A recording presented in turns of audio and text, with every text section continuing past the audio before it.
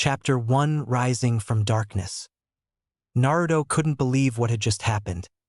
Not even an hour ago, he had been betrayed by one of his teachers.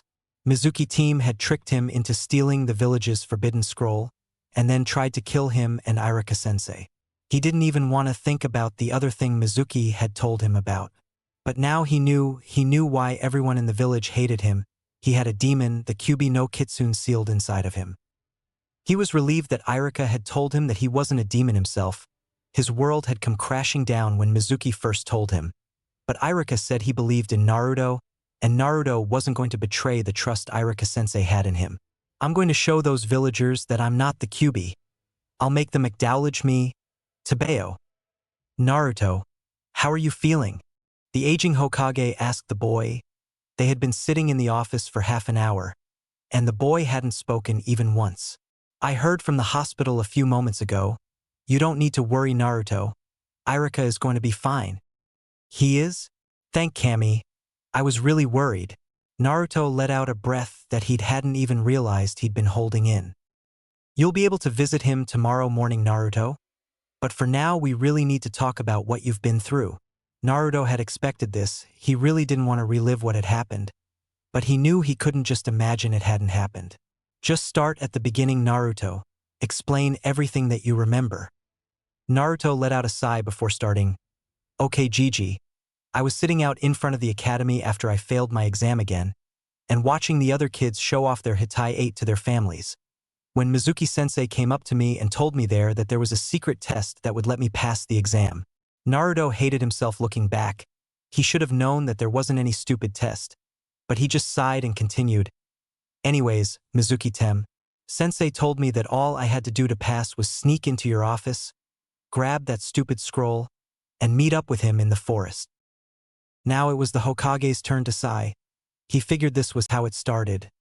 He was disgusted that one of the teachers would abuse the trust of one of his students for something like that. Okay, Naruto, what happened next? Well, Naruto started chuckling. You should remember the next part, Gigi.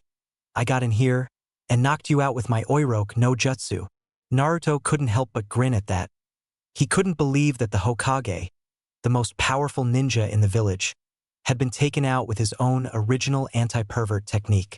As his chuckling stopped, he decided to continue. But anyways, the next thing I did was I grabbed that scroll and took off. I found my way to where Mizuki team said to meet him. But, 'cause he wasn't there yet, I decided to take a look inside the scroll and saw it was full of jutsu. Naruto, before you continue, I want to tell you that you are hereby forbidden from speaking about how you got the scroll, and I'm also going to have you write everything you know about that technique into the forbidden scroll. You just want to know how to do it yourself, don't you, Gigi? Naruto accused jokingly, while narrowing his eyes at the old man. No, Naruto, that technique is obviously dangerous, as it was able to defeat me so easily. The fact is that there are a great many talented shinobi in this village that would fall prey to that technique, and as such, I am labeling it a forbidden technique. At this, Naruto cracked a small smirk. I wondered just how many perverts I could use this on to beat. Okay, Gigi, you win. I'll write it down in the scroll, but I'm not going to never use it again. What happens if I'm fighting some super pervert or something, and that's my best chance for beating him? Fine, Naruto, I won't forbid you from using it, but under no circumstances are you to go around teaching it to people. Now please continue with the story. This caused Naruto to become downcast again as he began speaking again. Okay, well, I opened the scroll, and the first thing I saw was another stupid clone technique. And because I always sucked at those, I decided to look a bit more. But they all seemed so complicated, I just went back to it and started trying to learn it. The Hokage's jaw dropped at this, wondering just how far Naruto had managed to get on that jutsu. After all, it was a Jonin-level technique.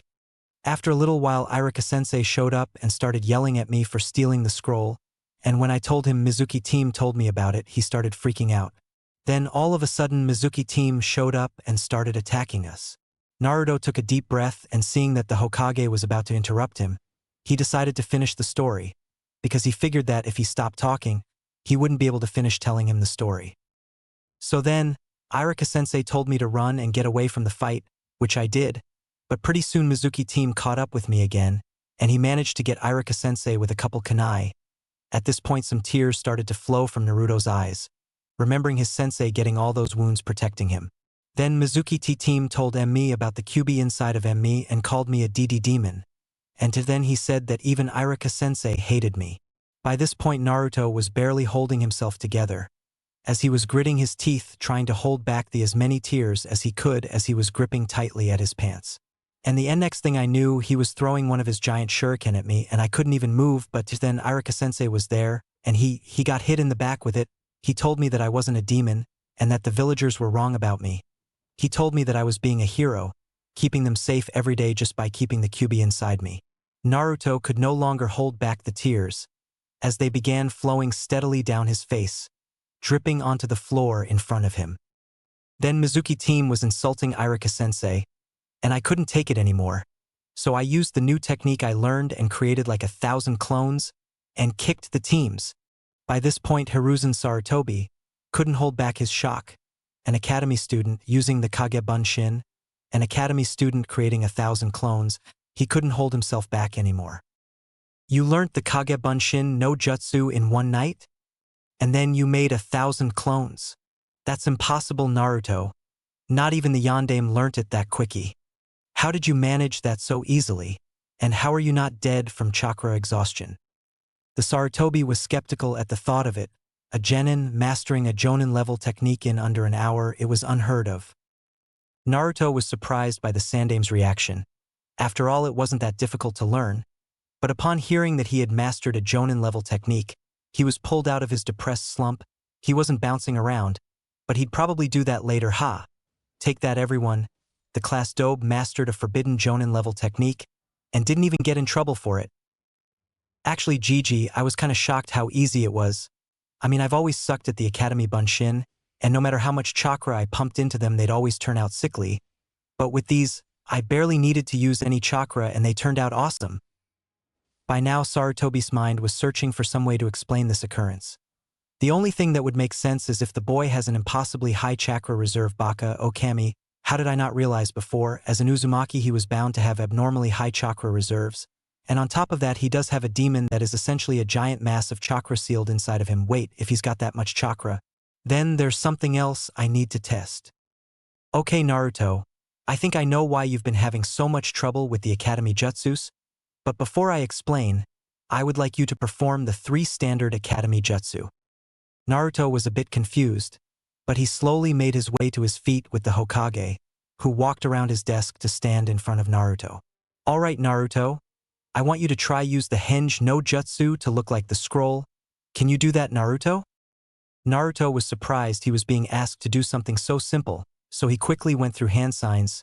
Henge no Jutsu. Sarutobi was shocked when the puff of smoke cleared, and he was staring down at an exact duplicate of the village's forbidden scroll. He reached down and slowly picked up the scroll, examining it, with a shocked expression on his face. He placed the scroll back on the ground and asked Naruto to return to normal, and with a puff of smoke Naruto was back. It seems like my suspicions may be correct.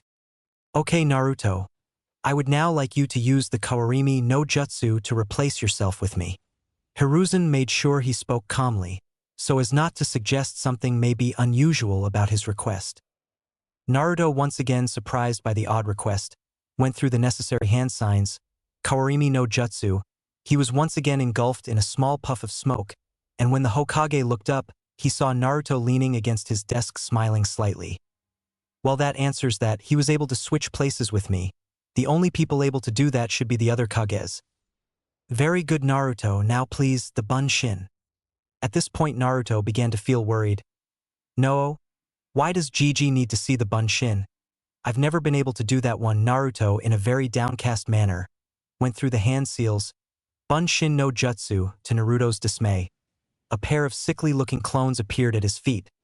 Looking thoroughly dejected, he dispelled the clones and turned to look up at the aging Hokage, surprised to see him with a large smile on his face. Now, Naruto, if you would please, show me the Kage Bunshin. Just show me how many you can make in this room. He was positive that his assumptions were right. He just couldn't resist the opportunity seeing this would give him to praise his surrogate grandson. He knew how much the boy suffered and wished he could have done more, but he knew the praise would help the boy out. Kage Bunshin no Jutsu. All of a sudden the room was filled with a plume of smoke, and when the smoke cleared, the Hokage couldn't hold the shocked expression off of his face. Surrounding him, literally wall to wall, were Naruto's. He even saw some on top of his shelves, and saw them all squirming for room. By this point in time, the Hokage was beaming. He was immensely proud of Naruto. Naruto, dispel them and have a seat again. I'd like to talk to you about your techniques. Naruto was a bit worried about this, but seeing his surrogate grandfather's smile told him that at least he wasn't in trouble, so he dispelled the clones, feeling a small headache coming on, and settled down in the chair in front of the desk. Well, Naruto, today has proved to be a very interesting day, hasn't it? First you steal a forbidden scroll, then you stop a traitor, and now I find you've mastered 3 Jonin-level techniques before graduating the academy. If it wasn't for the fact that the graduation exams were over, I'd probably have to make you Rookie of the Year. Sadly, it's too late for that. Gigi, what do you mean 3 Jonin techniques? 2 of them were just the academy ones? To say Naruto was slightly confused was an understatement, but thankfully, he saw the Hokage was still smiling, and he had a feeling that he'd find out what the Hokage meant. Naruto, those 2 are academy techniques, but you've been using them at a Jonin level. If you paid more attention in class, you'd know that the henge is supposed to be a genjutsu, and just make you appear as something else. What you've been doing is actually a full transformation technique, which makes it Jonin level. And as for your Kawarimi, normally somebody your age shouldn't be able to even switch themselves with another person. The fact that you could switch places with me means your chakra reserves surpass even mine, and I'm the Hokage. But Gigi, if I've got so much chakra, how come I can't even do the Bunshin? That's simple, Naruto, you just have too much chakra for it. Your clones always turn out sickly, because they are overcharged, and the amount of chakra you put into them quite literally kills them. The Hokage couldn't help but smirk at the young blonde's expression. The boy was opening and closing his mouth, trying to figure out something to say, but the words were obviously eluding him. Now, Naruto, I need to tell you something about the Kage Bunshin that should help you with your training over the next 3 months before we have the Genin team announcements. Now that Naruto had gotten his mouth to stop opening and closing, he looked back at his surrogate grandfather. I wonder what my super cool jutsu can do. I've got to get really strong before I get on my team. I hope it'll help, Naruto thought desperately. Naruto, there are 2 reasons the Kage Bunshin is a forbidden technique. The first being that it requires a lot of chakra to use efficiently. In fact, it requires so much that most shinobi under the rank of Jonin can't even create 2 without passing out from chakra exhaustion. The second is because of the mental and physical stress it causes on the user. Do you mean that's why my head hurts a bit after I use it, Gigi? 'Cause I was wondering about that? Yes, Naruto, the Kage Bunshin causes mental stress, because everything your clones experience gets transferred to you. Ha! Sighing slightly at the boy's confusion, he spoke again. Naruto, what I mean is that when your clones learn something, you learn it too. And before you interrupt me asking what I mean, let me just give you a demonstration. Kage Bunshin no Jutsu. With that, an exact duplicate appeared next to the Hokage, and the clone instructed Naruto to create a clone as well. Kage Bunshin no Jutsu. Okay, Naruto, now our clones are going to step out of the room for a moment and then dispel. I think that'll help you understand what I mean. The Sandaime was smirking at the look of confusion on Naruto's face as he watched the clones leave the room, and a second later, he felt his head tingle. Gigi, when we getting that ramen? Wait, how do I know you said you'd buy my ramen? The aging Hokage just stood there waiting for Naruto to figure it out, and after a few minutes, he saw Naruto's face light up. Oh, I get it, so if my clones learn something, I can learn it too. Ah man, this is going to be so awesome. I'm going to get so strong with this stuff. Just you wait, old man. I'll get that hat from you sooner than you think, Tebeo. Naruto had a giant grin plastered across his face at the thought of sitting behind the Hokage desk in the robes and hat, and got more and more excited at the idea of being the one handing out orders and having everyone respect him. Meanwhile, the Hokage was chuckling. Well, Naruto, I'm sure you will get strong. But before you go running off, I've still got more to tell you about the technique. This got Naruto's attention, and he dropped right back into the chair he hadn't even realized he had sat up from. Naruto, the main reason this technique is so dangerous is because each of your clones is technically you, so whatever they experience, you experience. But the danger comes from the fact that because they are all you, whenever they dispel, you also get all the exhaustion they've experienced, so it's a very physically draining technique. So as good as it is for training, You have to make sure you give yourself time to heal after using it. And also, Naruto, physical training will exhaust your clones.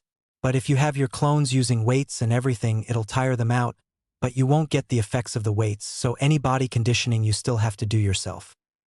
Naruto was a bit downcast at this, knowing that he'd have to be the one running around with weights, but he quickly decided that it didn't matter much because he'd just have his clones working on his taijutsu katas and his ninjutsu, so when he got rid of the clones he'd be way better at everything. Okay. But Gigi, where can I go to learn more stuff? I mean, most of the academy teachers hated me, and Irika is in the hospital, so where can I go to learn more stuff? The Hokage sat there for a few minutes, thinking over Naruto's question. He continually cursed the elders of the council, forbidding him from giving Naruto his inheritance from the Uzumaki clan. He would have to find some way around that, but the only way that would happen is if Naruto asked him for them first, and with the boy knowing nothing of his clan, that wasn't going to happen, when suddenly an idea popped into his head. Well, Naruto, you should head to the Shinobi Library. They have hundreds of jutsu, though as a genin you'll only be eligible for E and D rank ninjutsu scrolls, but they have scrolls on all sorts of things from taijutsu to kenjutsu, genjutsu, and even some minor fuinjutsu, and now that you have your Hitai 8, it is impossible for them to bar you entrance. There are even the Shinobi record inside that will tell you about all the ninja who ever served Konoha. The Sandaime couldn't help but smirk in his mind at this. He knew that Naruto would jump at this opportunity. Even if the boy didn't like reading, the thoughts of all those techniques would override his dislike for studying, and with the mention of the Shinobi records, the boy would without a doubt search through the records for some sort of family, especially since he told the boy years ago that his parents had been shinobi who died in service of the village. Naruto was in deep thought by now. Maybe the old man is messing with me. I mean, going to the library to get stronger? Sounds crazy. Maybe his age is getting to him. I guess I could send some clones to look if there's any cool stuff there, and maybe the records could tell me something about my parents. I mean, Gigi did say they were shinobi. Okay, I'll go look at the library for some cool techniques. Say, old man, what do you think I should look for in the library? Well, off the top of my head, I'd say you need to get a book on chakra control and maybe look into some shinobi tactics, and if you're serious about taking my hat someday, you should look into some history books as well as some of the shinobi laws because you need to know all that to be Hokage. But Gigi, that's all so boring. Well then, why don't you make your clones do the reading while you go train? It's all information you should know. So if it's too tedious to do yourself, then just send your clones to do it. Naruto thought about it for a minute and decided that if he had to know it, he might as well put the clones to use and make them study the boring stuff and he could go do some cool training. Wait a minute. If I can just do that, then why don't any other shinobi use clones to do all that stupid boring stuff? Hey Gigi, if I can use my clones for that, then why don't you just use them to do all that paperwork? That's what I'll do when I'm Hokage. I don't want to be sitting around all day when I can be off showing everyone how badass I am. Tebeo. The Hokage couldn't believe what he'd just heard. Was this your secret, Minato? How could I have been so blind not to see it? I don't care what his grades say, Minato Kushina. Your boy is a genius. After a few minutes of awkward silence, he got his face under control and looked up at Naruto in awe. The U-Blonde had just given him the secret to defeat the one great enemy of all the Kages, the secret method of challenging the Kage's bane that only Konoha's Yondaime had ever been able to defeat. Paperwork. Naruto, you don't know what you've just done for me. Naruto was confused. The old man was tearing up, with an impossibly happy smile on his face. Naruto, for the service you have just done me, you deserve a gift. Before you get your team assignments, I'm going to take you out equipment shopping to get you some new shinobi tools and clothes. But for now, get some sleep and tomorrow morning I'll take you to see Irika, we can grab some ramen, and I'll buy you a set of chakra weights to help out with your training. Chapter 2, A New Day. Naruto was enjoying one of the best nights of sleep he had had in what felt like forever. He was having dreams of how strong he'd become. He saw himself mastering every jutsu, and having the old man tell him that he was the strongest, and as such he should be the one wearing the hat. He even dreamt of Sakura-chan, and how she'd finally realize how awesome he was once he beat that Team Sasuke. However, his happy dreams weren't going to last, seeing as the Hokage's assistant had just walked into the office where Naruto had spent the night. What are you doing in here? Naruto shot off the couch, clutching his ears, and found himself falling face first into the floor. After slowly sitting up, He looked to find the source of the noise, and saw the old man's secretary looking down at him. "Oh, hey Chizuru-san. Sorry, Gigi said I could sleep here last night." Naruto was scratching the back of his head as he explained a little of his talk with the secretary. Despite her yelling, he knew that the old man's secretary didn't hate him. Sure, he knew she got annoyed with him sometimes, but she at least saw him as a person. "Well then, Uzumaki-san, I'd suggest that because you're here, you could help me carry in the first of the day's paperwork?" "Sure thing, Chizuru-san. Kagebunshin no Jutsu." "Okay guys, you heard Chizuru-san. Get that paperwork in here for Gigi." "You got it, boss." The Hokage's secretary didn't know how to react to what she had just seen. She decided to shrug off the young shinobi's antics, and was back to herself helping the all 10 Narutos organize the paperwork for the Hokage. "I know Sandaime-sama is going to get upset when he sees all this paperwork." Naruto and Chizuru chatted for a couple minutes as the clones brought in the last of the paperwork. Well, Naruto chatted about all the cool things he was hoping to learn while Chizuru listened. Soon it was around 9 in the morning, and the aging Hokage strolled into the room. He saw Naruto and his longtime secretary Chizuru chatting, and then his eyes fell upon the recently placed mountain of paperwork sitting on his desk. Well, it seems that we meet again, my dreaded mortal enemy. Yesterday I would have nearly cried seeing you piled so high, but I now know your weakness. You shall never darken my dreams again, ha ha ha." "Good morning, Chizuru-san." "Naruto." "Morning, Gigi." Chizuru was confused. She had seen the Hokage's eyes when he looked at his paperwork, and couldn't believe what she had seen. "What's going on? He doesn't even look fazed by the paperwork. And I know for a fact it's more than double what was there yesterday." However, she realized that she hadn't even responded to the Hokage's greeting yet and quickly composed herself. "Good morning, Hokage-sama. Is there anything you need this morning? Or would you prefer I just let you get started?" The Hokage's couldn't help but grin wider when he realized what caused his secretary's confusion, and decided to play it up a bit. "Well, I wouldn't mind some tea to start off the day, as well as a glass of milk for Naruto. We have some things planned for today, and we'd like to be off as soon as possible." Now his secretary's face was in shock. The Hokage was planning on leaving the office with all the paperwork piled on his desk. She nodded dumbly and decided she needed to get her thoughts straight. Maybe the Hokage was just feeling a bit under the weather today. After all, what else could explain his planning to leave the office right after he arrived? Naruto watched the secretary leave, and didn't really understand her expression. So as soon as she had left the office and closed the door, he turned to the Hokage. "Gigi, what was with Chizuru? I mean, she's usually really strict, but she looked kinda weird when she just left." "Well, Naruto, Chizuru has been my secretary for a long time, almost 6 years now actually, and for the first time the paperwork didn't even bother me, so she's probably just shocked by this, but don't let that trouble you, Naruto." The Hokage was chuckling by now. "Anyhow, after Chizuru-san gets back with some tea and milk, we'll head out and I'll treat you to breakfast before picking you up some chakra weights and showing you the shinobi library." This brought Naruto's attention back around, and though he was excited for getting the chakra weights, he still wasn't looking forward to the library. "Sure, I mean, I'm not personally going to be reading all those stupid history books and law stuff, but I'm still going to have to remember all of it. Maybe I'll do what Gigi suggested and get a book on chakra control or something like that and have a bunch of clones working on that. At least that way, I'll get a bit stronger with them." Naruto left his interior monologue to see the Hokage standing at the window, smiling while looking out over the city. "What are you looking at, Gigi?"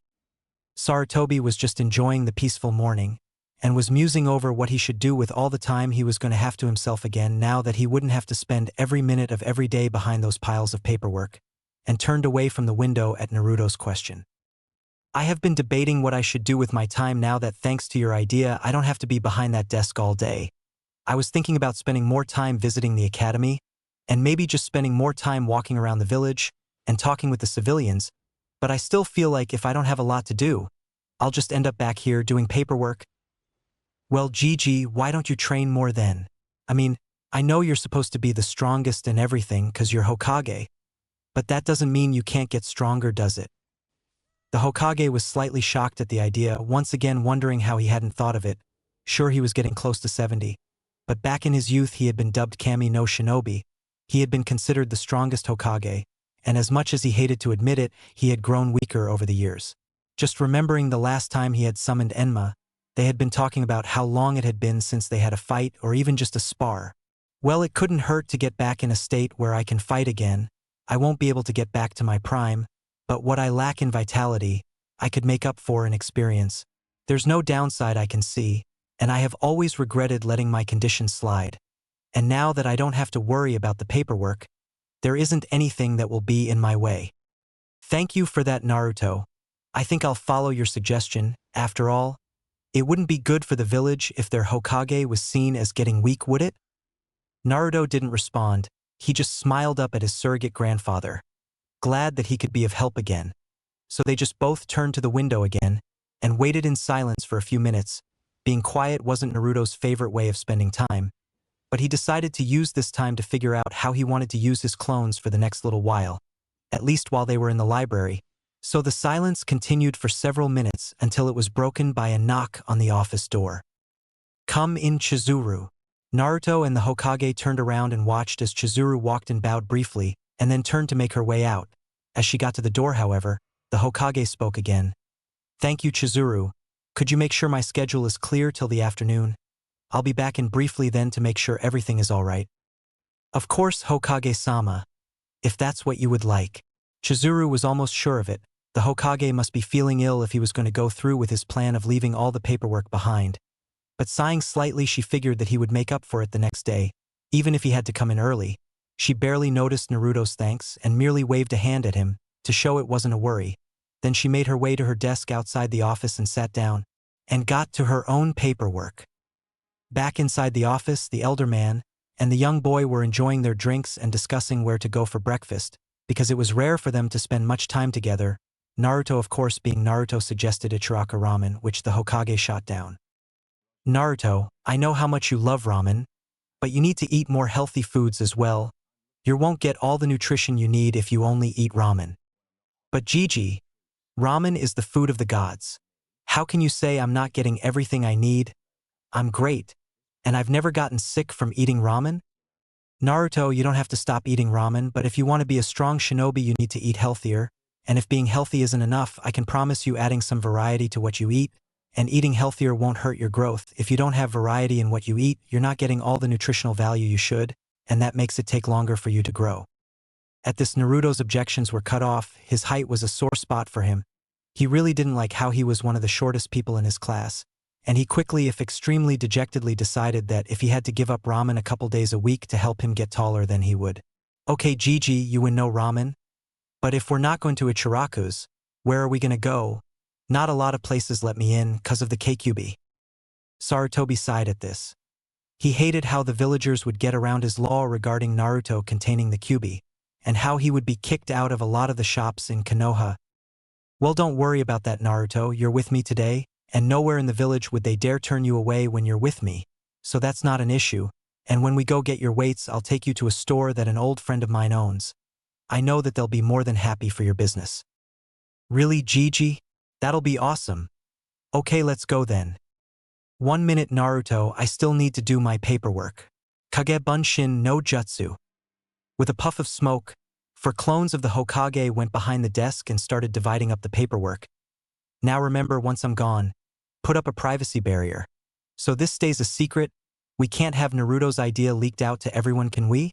Also make sure you read every single report. We can do that now. If you need to, you can each create another clone. But make sure that by the time I get back that we're at least halfway through all these piles. After addressing the clones, the Hokage led Naruto out of the office and closed the door behind them. The Hokage couldn't help but smirk again as he said his farewells to his secretary again and made his way out of the tower. Out in the streets of Konoha, the Hokage and Naruto were making their way to a small family-owned restaurant that the Hokage had frequented often during the time where the Yondaime had reigned. He hadn't been there in a little over a year now, seeing as it was rare for him to have any spare time in the mornings. But he had told Naruto that it was a very nice restaurant focusing on cuisine from all across the elemental nations, even having some dishes that originated outside of the elemental nations. Needless to say, Naruto was excited at the prospect of all the new food he could try, and he figured that if the people who owned the restaurant were friends with his surrogate grandfather, that they might let him come back on his own as well. He'd have to remember to ask the old man if he could do anything about it. As they were walking, the Hokage could see the stares the villagers were directing at Naruto. He couldn't understand how the village could look at Naruto this way. The Yondaime Hokage was regarded as a hero. He was one of the most talented shinobi to ever be born. He couldn't understand how the village could have placed so much faith in his skills during his life, and how they could have so little faith in the seal he designed for Naruto. Minato, you must be rolling over in your grave watching how the villagers are going against your last wish. If you or Kushina were still here, this never would have happened. I'm sorry I failed you both so completely when it comes to your son. The Hokage glanced towards Naruto, and he saw the look in Naruto's eyes. He knew Naruto had noticed the stares he received, and he couldn't deny that he was worried how the boy would react now that he knew the reason behind the stares. Naruto was deep in thought. He finally knew why the villagers all hated him, and it only strengthened his resolve to get their acknowledgement. Just you wait. I'm going to be the most kick-ass ninja you've ever seen. Then you will all have to acknowledge me to Bayo. Naruto noticed that the Hokage was watching him with a worried expression, and turned to the old man and smiled. Don't worry, Gigi. I can ignore them. I've been doing it as long as I can remember. Let's just get some food. I'm starving. The old man could tell that the boy was hiding his true emotions, but he sighed knowing that it was the blonde's way of coping. He understood that it was also the reason the boy would play all the pranks he did. The boy just wanted some attention, and even if it wasn't good attention, any attention was better than the hate-filled glares he usually received. Making one more turn, the Hokage led Naruto through the entryway of a nice-looking restaurant called Yaoka Shikudo. Naruto was slightly apprehensive walking in, but seeing the surprised and happy looks the old man was getting, he figured he'd be fine. He still noticed some of the diners giving him looks, but paid them no mind. Hokage-sama. Good morning. It's great to see you. You visited us in ages. Naruto looked up and saw a man who looked a bit older than Irika walk up to the Hokage and bow to him. Ah, hello Kenji-san. Is your father in this morning? I'd like to talk to him if he had some free time. Naruto just watched the two adults talk, and noticed that though the younger of the two men gave him a look, it wasn't filled with hate, more so just curiosity, so he decided he'd give the man the benefit of the doubt for now. Of course he's here, Hokage-sama. I'll go grab him for you. But for now, you and your guests can take a seat. We have a few tables open. So feel free to seat yourself and I'll be right back with my old man. And with a smirk, the man was off, and the Hokage was leading Naruto to a table near the front window. Hey Gigi, who was that? I thought you said an old friend of yours owned this place. That guy was maybe a couple years older than Irika-sensei? Ah, yes, you are right, Naruto, that was Yaoka Kenji. His father Rajan owns this restaurant. And don't worry, Rajan-san is almost as old as I am. At this time Naruto noticed the man named Kenji come back out from the back of the restaurant with an old man, who Naruto could only assume was Rajan. Hiruzen, how've you been doing? Naruto was shocked at this. He'd heard a few people call the Hokage by his last name before, but they always used honorifics at least. This guy must be a really old friend to just call the Hokage by his first name. Rajan, it is good to see you. It has been a while. The Hokage was smiling warmly at the other old man. By the way, Rajan, Kenji, this is Uzumaki Naruto. I was taking him out for breakfast and found he'd never been here before, so I took the liberty to bring him along. I've spoken very highly of your food. At this, the two men looked at Naruto, and surprising Naruto, they smiled at him. Hello, Uzumaki-san. I'm Kenji, and this is my father's restaurant. It is nice to meet you, Uzumaki-san. Any friend of Hiruzen's is a friend of mine, and is always welcome in my restaurant. Naruto's shock at these greetings were clearly plastered on his face. What? Naruto took a minute to figure out that he was supposed to respond and somewhat shakily turned to the two men. Thanks. It's nice to meet you as well. Still in a state of something near shock, Naruto wasn't paying attention to what the three adults were talking about, until once again Kenji turned back to him. So, Uzumaki-san, have you decided what you'd like to have? At this, Naruto was slightly shocked. He hadn't even realized he'd opened the menu. He certainly hadn't been reading it. I think Naruto will have the extra-large breakfast special. At this, Naruto looked up at the Hokage and slowly nodded. Yeah, sure. I'll have what Gigi suggested. Could I also get some milk too?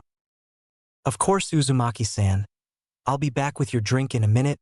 Your meal will take a little longer, so just ask me if you need anything. Naruto just nodded dumbly again and started fiddling with his hands. He wasn't really paying any attention to the conversation the two old men were having. He picked up bits, but it seemed like they were just talking about when they were both young, something he had noticed that all older people tended to do. Well, it was nice to meet you again, Uzumaki-san, but I should really get back into the kitchen. I just want you to know that you're always welcome in here. Enjoy your meal, Uzumaki-san. Hiruzen. Naruto waited another minute or so after the man left before turning back to his surrogate grandfather. Okay, Gigi, what's with those two? Why are they being all nice to me? The Hokage sighed at this, not really blaming the boy for his distrust. Naruto, Rajan is a very old friend of mine, and I have known his son Kenji since the day he was born. You have nothing to worry about from them. I'm positive that they'll accept you just as much as Tucci and I am do. So I'd recommend just enjoying your meal. And if you enjoy it, I'd recommend you come back and get to know them some more.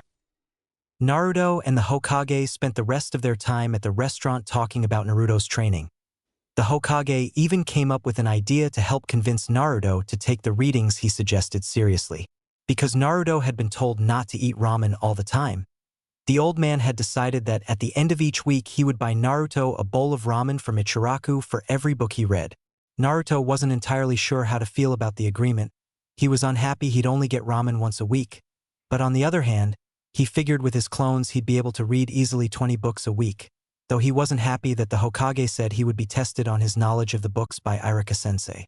But seeing as Naruto had never been one to go back on an agreement, he decided he'd just have to make the most out of it, and he figured it wouldn't be a bad thing to get smarter. After the two finished their meals, which the Hokage insisted on paying for as long as Naruto promised to work hard on his training, they left to visit Iruka in the hospital. All in all, Naruto had been enjoying the day so far. It was nearly noon. They were just getting to the hospital. The Hokage and Naruto made their way to Iruka's room, and after being invited in after knocking, the two made their way inside. Hokage-sama, Naruto, what are you two doing here? Good day, Iruka-san. How are you feeling? Yeah. You okay, Iruka-sensei? I'm fine, Naruto. Hokage-sama. Thank you both for your concern. So how are you doing, Naruto? Are you feeling okay after what you went through last night? Naruto felt his eyes water at that.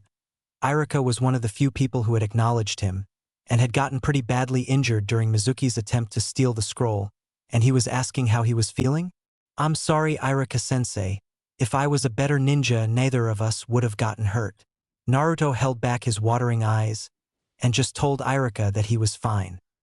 Though Iruka could tell that Naruto was still having trouble dealing with everything he had learnt, he decided not to pressure the young blonde into speaking about it until he was comfortable with it. So Iruka decided to lie back and let Naruto talk. He was surprised when Naruto told him about the jutsus he'd been using at the academy, and apologized to the boy for not noticing the cause of his issues himself, and continued cursing himself for the next little while, as Naruto went into talking about the training he was going to do for the next few months. He was shocked to hear that Naruto was going to study the shinobi history and laws, but he readily agreed to test Naruto at the end of each week on his knowledge. He was even more shocked to hear that Naruto was only going to eat ramen once a week. The idea of Naruto eating food other than ramen was hard to imagine, but he was mentally praising the Hokage for his ingenious method of convincing Naruto not to cheat on his healthier diet by offering to buy him the ramen himself. He was also very pleased to hear that Naruto was planning on working on chakra control, because after finding out how much chakra the blonde had, he figured it would take him a lot of work to get his control up. Sadly for the visiting group, due to the fact that Iruka's injuries weren't fully recovered, a nurse broke up the group's visit after an hour or so, and though she apologized profusely to the Hokage for having to ask them to leave, she still did insist. As the two were about to leave, Naruto turned around in the doorway and Iruka could see the boy was holding back tears for some reason. I'm sorry, Iruka-sensei. I promise I'll get stronger, so you don't get hurt protecting me again. I'll get strong enough to make you proud of me. Iruka was stunned by this. He knew that Naruto would be upset over everything he had found out. But this was more than Iruka would stand for. Naruto, it's not your fault I got hurt. I'm a shinobi. It's in the job description, so don't worry about it. And I look forward to you getting stronger. But you should know I'm already very proud of you for how far you've come. this being more than Naruto wanted to deal with at the moment, prompted him to quickly turn around and exit the room following after the Hokage. It was now in the early afternoon and Naruto was following as the Hokage led towards the shinobi library. After his discussion with Irika, he was feeling oddly reflective. "Hey Gigi, do you think I can become a great shinobi someday?" "What do you mean, Naruto?" "Well, if I was really as awesome of a ninja as I say I am, Irika-sensei wouldn't have gotten hurt, so I am going to have to get stronger so that I'll be able to protect everybody important to me. So do you think I could ever become a great shinobi like the Yondaime?" At this, the Hokage could only think of how proud the young blonde's parents would be of their son. It seems like Naruto is finally taking his ninja career seriously. "Minato Kushina, you would be so proud of how much your son has grown. Naruto, I believe that one day you could be one of the most powerful shinobi in the entire world. You just have to remember that you will only ever get as strong as you want if you have something precious to you that you are getting stronger to protect." "What do you mean something precious to protect, Gigi?" "Naruto, every truly great ninja has something, or someone that is precious to them to protect. It is for their precious people that they get stronger. Just look at the Yondaime. He gave his life to protect this village, because this village was precious to him. If you want to become truly strong, you need to have something or someone to protect." Naruto was silent for a few minutes, trying to think of people that were precious to him. "Well, I know I'd want to protect the people from Ichiraku, Tuchi and Ayam. Then there's Irika-sensei. He's already gotten hurt because I wasn't strong enough, and even if Gigi is really strong, I don't want him getting hurt. Maybe one day I can be like the Yondaime and fight for everyone in the village. That sounds something I'd like doing, standing up for everyone, even the people who have treated me bad. What better way is there to show them that I'm not a monster?" With this, Naruto's resolve to become stronger was reaffirmed, and he turned back to his surrogate grandfather. "Gigi, one day I'm going to be like the Yondaime. One day I'll be the one to protect this village. Then everyone will have to acknowledge me." Naruto had a bright smile plastered on his face again. Not the smile he wore to mask his pain, but a true smile, showing the passion and conviction he had in his words. The Hokage was beaming at the boy. "I know you will, Naruto. Now let's get to the library, and then you can get started on your work." The two made the rest of the trip to the library in silence, and once they arrived, the Hokage took a moment to show Naruto around, and asked him to come by the office at the end of the day to pick up the weights he had promised to buy the boy. Naruto was a bit disappointed that the old man would be leaving him at the library, but before he left he found Naruto a book on chakra control, and suggested he set a dozen clones to reading through what they'd discussed earlier, and he could go and work on chakra control himself. Naruto had finally finished browsing through the library and decided it was time that he get out of there and start working on his chakra control. Kagebunshin no Jutsu after the smoke caused by the technique died down, and he was yelled at by the librarian for yelling in the library, which Naruto found kinda silly. He turned back to face the 30 clones he had just created. "Okay men, you're gonna break up into 3 groups. 15 of you are gonna read in the shinobi history section, 14 are gonna be reading up on the laws, and you," he said pointing at one clone in the center of the bunch, "are gonna be reading up on the shinobi records. You all know what is at stake if you don't take this seriously and will end up suffering from a case of ramen deficit disorder. So get to work, and try not to bug the librarian, so no yelling." "You got it, boss," all the clones chanted back in restrained voices. After leaving his clones back in the library, Naruto decided to head to Training Ground 41. He'd come across it back in his early academy days, and had been looking for a private place to practice. It was essentially a small clearing in one of the forests inside the village walls. There were a few training posts in the center, and there was a relatively small body of water just outside the clearing. Sadly, One had stumbled into a few shinobi training, and they had told him that the training area could only be used by shinobi, but now he was able to use it and no one could say anything against it. Naruto arrived in the clearing and found it empty. He decided he'd do a quick stretch and a warm-up run and then get started, so he summoned a clone to start reading up the chakra control exercises.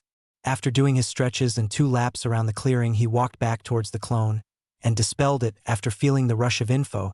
He quickly became frustrated that the clone hadn't even gotten beyond the book's introduction, so he sat down himself and spent the next 20 minutes reading through the first chapter, and though he was disheartened at learning the first exercise was the leaf balancing exercise from the academy, he decided if he was going to do the work from the book, he would do it properly. He quickly created 200 clones and instructed them to grab leaves and work on keeping them stuck to their foreheads, and once they were done that, they were to work on spinning them. After instructing the clones, he summoned another clone to help him with the workouts he was going to be doing. Deciding that he might go easy if he just did what he felt was okay, he instructed the clone to come up with the most brutal workout that he would be able to do, and after a few minutes the clone instructor directed him to do 5 sets of 200 push-ups, 200 sit-ups, 100 chin-ups, 100 squats, and 100 lunges, followed by 100 punches each hand and 100 kicks each foot. Each set would be followed by 5 laps around the training area. After hearing this, Naruto cursed his clone and dispelled him with a punch to the face, which he quickly regretted getting the memory of how the punch felt back. Ow, damn. Maybe don't attack my own clones, it only ends up hurting me. Well, anyways, I guess I should get started if I'm going to be able to drop by the Hokage Tower before it gets too late. After all, I'm still going to need dinner. At this, Naruto began his training. It was around the start of the 3rd set that he was once again cursing his clone, and realized that he didn't have any food at his house besides ramen, and started panicking about what he was going to do until he came up with the idea of getting a clone to go buy groceries for him after using the Henge no Jutsu. After sending off the now disguised Naruto clone with instructions to buy healthy stuff, he grudgingly got back to work. Chapter 3: The Road to Strength. Naruto woke up with a start. Where am I? Naruto was about to panic when he realized that he was very familiar with the room he had been lying in. He was once again in his surrogate grandfather's office. Now that that question was answered, he became aware that he had a rather painful headache. He got up off the couch and made his way towards the window. He quickly regretted this when his legs buckled underneath him at his first step. Damn it, I guess the workout my clone made me do wasn't such a good idea after all. Hey wait, speaking of my clones, I need to figure out how much my clones at the library read. At this, Naruto began trying to figure out what he had learnt. He tried thinking about the history of the village, and dozens of memories came to him, realizing that he had learned a lot about the founding of the village, as well as the founding clans. He congratulated himself. Though he did file in his mind that he was going to have to study more into the individual clans, he always knew that Sasuke was a team, but he hadn't thought almost all of the Uchiha clan had been a group of jerks. Struggling to his feet, he slowly made his way to the window in the office and pulled open the blinds. Looking out on the streets of the village, he saw that it was just after dawn, so he decided to make his way back to the couch. Sitting down, he was working on remembering how he got back to the Hokage's office. He remembered being halfway through the 5th set of his workout the night before. Flashback. Naruto was lying on the ground panting. In fact, panting was what he had been doing for the past 2 hours. His body was screaming in protest at any of his attempts to move, but he was determined to finish his workout. It was getting dark now, and he was getting worried if he didn't finish up soon the Hokage would leave the office for the night, and he didn't want to make his surrogate grandfather wait for him. So with a loud groan of protest, he pushed himself up off the ground and made his way to finish the workout. He didn't know how he did it, but he finished and even managed to push through the run. He left the clearing heading towards the Hokage Tower, completely forgetting about the clones that were lying around the forest practicing the leaf balancing exercise, and dragged himself to the Hokage Tower. It was well after sunset by the time he was climbing up the stairs, and he was in sight of Chizuru's desk when he remembered his clones at the library and made the hand sign to dispel them. He thought he heard Chizuru say something when his world went black. Flashback end. As Naruto sat on the couch, he thought back to why the Hokage had told him that the Kagebunshin was dangerous. Baka, I didn't think about how I get all the exhaustion they get as well. Ugh, oh man. I totally didn't even bother thinking about the hundreds of clones that I left back at the training ground when I dispelled them. No wonder I was out. I must have used up like all my chakra. Weird, I've never done that before. Still, I wonder how long I've been out for. Naruto decided that because his head was still bothering him, he'd lie back down and wait for the Hokage or Chizuru to come by so they could tell him how long he'd been out. He remembered Irika-sensei telling him about how chakra exhaustion could leave you unconscious for more than a week if it was bad enough, and he figured he had a bad case of it. Wait a minute. Since when do I remember all of Irika-sensei's boring lectures? I guess I must have read something about it in the books I was reading. Actually, I think I'm going to need to rethink my way of getting my clones to read for me. Judging from how much my head is hurting, I don't think it's a good idea to try and absorb all the things they read at the same time. I guess for now I'll just get them to dispel every time they finish a book. I think that'd work. At this, Naruto allowed himself to drift back off into a dreamless sleep. About 3 hours later, the Hokage was making his way towards his office. He hated leaving Naruto there overnight, but at that time he decided that he'd just let Naruto sleep off his exhaustion in the office. He figured with how quickly Naruto healed, even a case of chakra exhaustion wouldn't keep him down for more than a day. Speaking of days, Hiruzen was looking forward to this one. For the first time in years, he was going to go to his private training ground and start working on honing his skills and trying to get them back to what they once were. He decided he'd spend some time in the office in the early morning in case Naruto woke up early, and then around noon head out himself. He had picked up the chakra weights himself yesterday, but he hadn't given them to the boy because he had been brought into his office by his worried secretary. The Hokage was heading up the staircase thinking about all the paperwork he had gotten through the day before. He couldn't help but congratulate himself, reflecting on how he had finally conquered his nemesis. Unfortunately, he had noticed some severe problems with a lot of the papers brought to him by the Civilian Council. He was aware that since he had retaken the mantle of Hokage after the Yondaime died, sealing the Kyuubi, he had allowed the Civilian Council to gain more power than they used to have. But upon getting the memories back from all the paperwork, he was shocked to see how bold they had become in the demands they made. He resolved that he was going to remind them that Konohagakure no Sato was a shinobi village, and as such it was essentially a military dictatorship. He was upset that he had allowed himself to become so lax that they could grasp so much power. He told himself that he was going to have to look into the financial matters of the village much more carefully to see just how far they had dared go. They took advantage of my old age, but no more.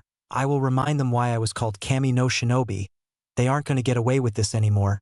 In fact, I think I'm going to leave behind a dozen clones today, just to ensure that I can read everything they try and demand carefully. I've acted lazily for too long.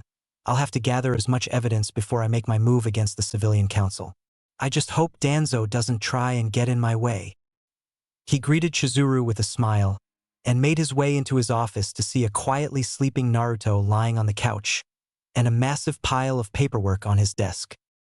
The Hokage sighed and took his place behind his desk. He decided he'd sort through the piles before assigning the work to his clones. He knew he would still need to attend all the meetings, but he couldn't help but smirk at the thought of how the Civilian Council was going to react to him taking a more dominant role in the meetings. He couldn't even begin to imagine how much they had managed to slip past him in the past 12.5 years, but it wasn't going to be happening anymore. No, he would remind the council why he was the Hokage. However, there was one thing on his mind that he decided he should make a priority: the Uzumaki Vault. Kushina had thankfully had the foresight to seal all of the Uzumaki scrolls she had in a storage scroll locked with a blood seal that would only open for Naruto.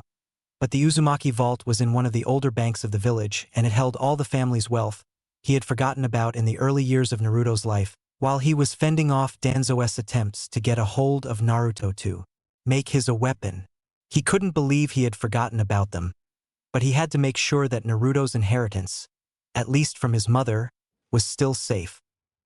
After spending around half an hour sorting his paperwork, the sleeping blonde on the couch drew his attention.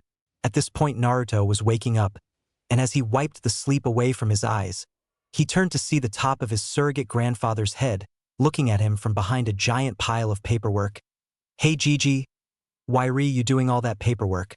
Weren't you going to get your Kage Bunshin to do it for you?" "Ah, Naruto, you're up." "Yes, I am going to be having my clones do all the paperwork. I just wanted to sort through it while waiting for you to get up." "Oh, that makes sense, I guess.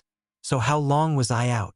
Naruto was worried he might have been out for a week, and was worried about losing the time from his training.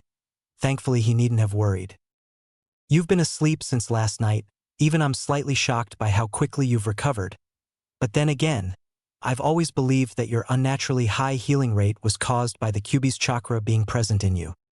Naruto was slightly shocked to hear that his quick healing was caused by a giant demon, and wasn't slow to mention this.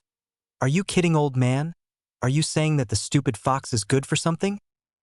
"Well, Naruto, as sorry as I am to say it, the Kyuubi has done a better job keeping you alive than a good many of the ANBU of this village."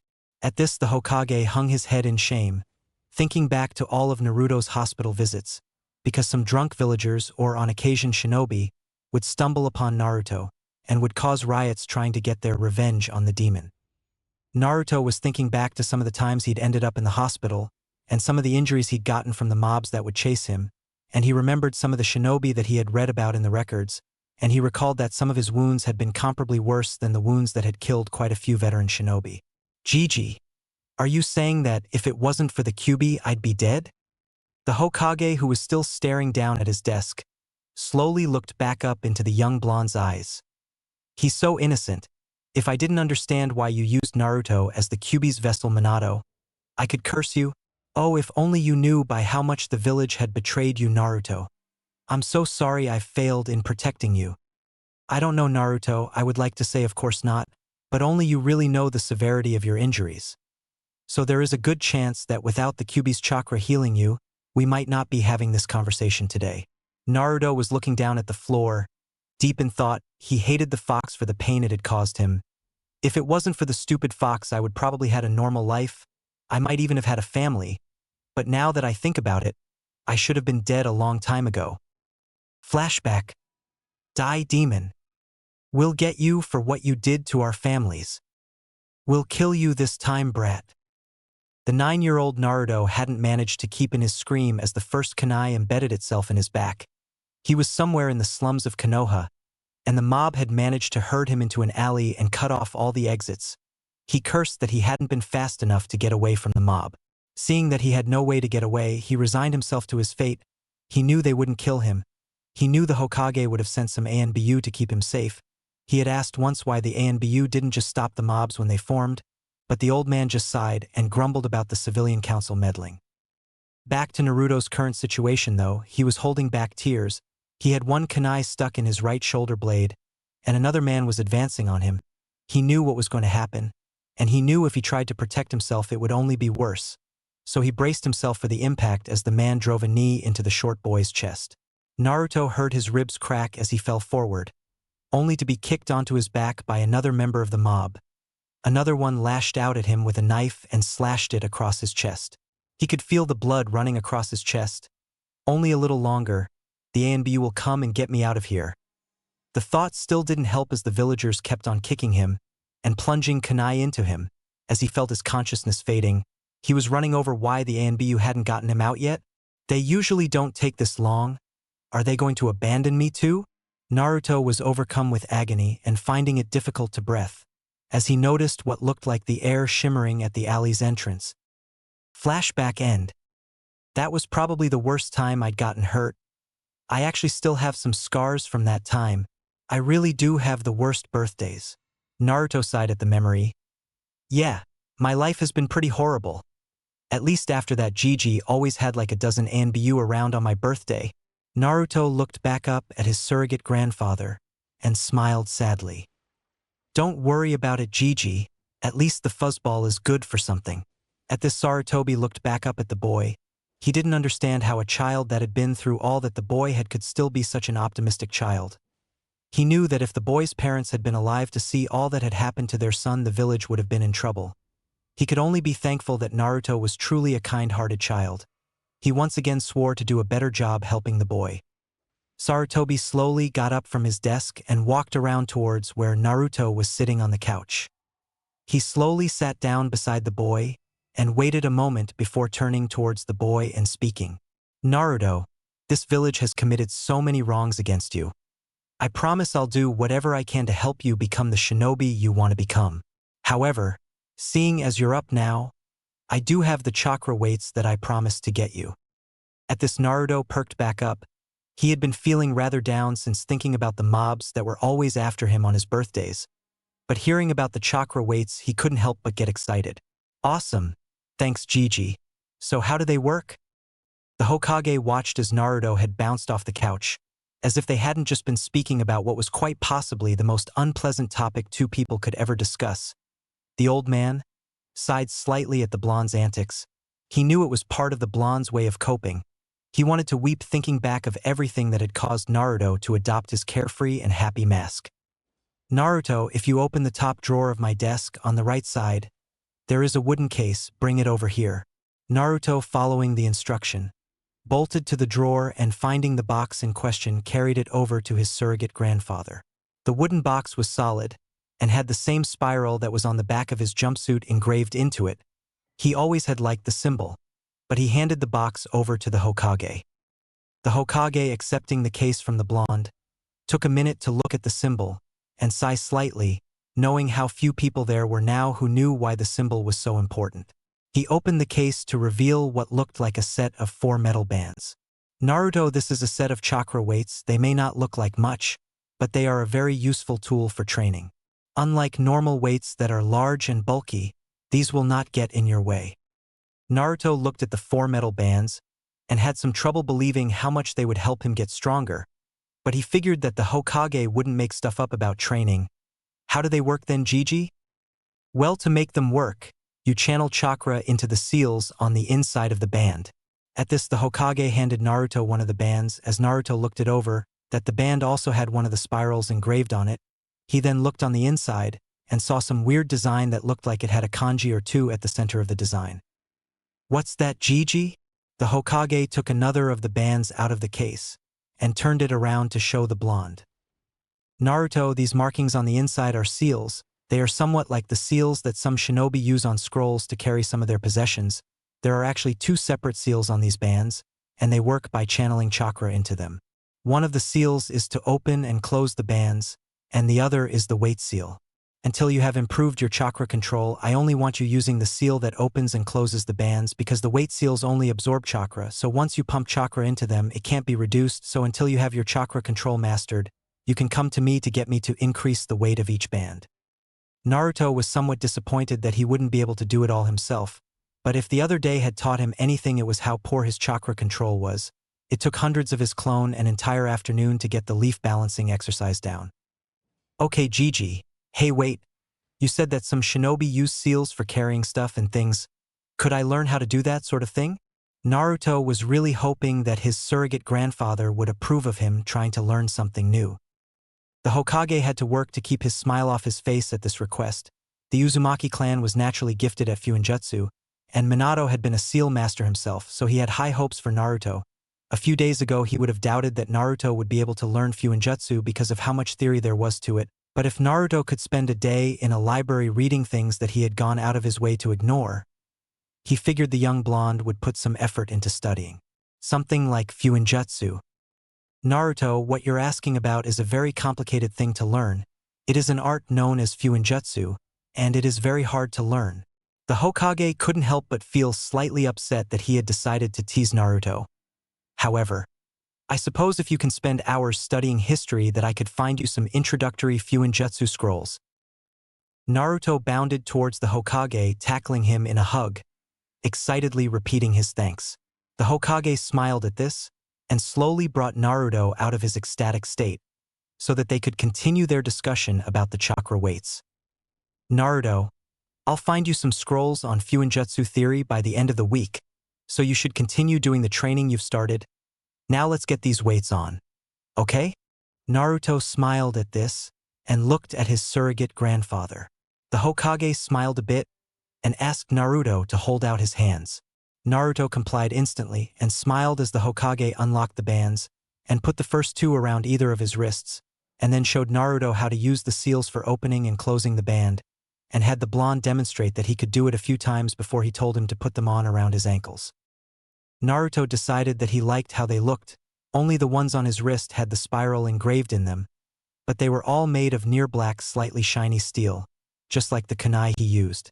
Overall, he decided that they were pretty badass, and they were going to help him become more badass. Naruto listened as the Hokage explained that he should only ask himself or other adult shinobi for help with increasing the amount of weight in the seals, and Naruto willing agreed, looking forward to training. The Hokage channeled some chakra into each seal and told Naruto that each of the chakra weights was around 15 pounds now, and that he shouldn't ask to have them increased till he didn't notice any resistance to moving around with the weights on.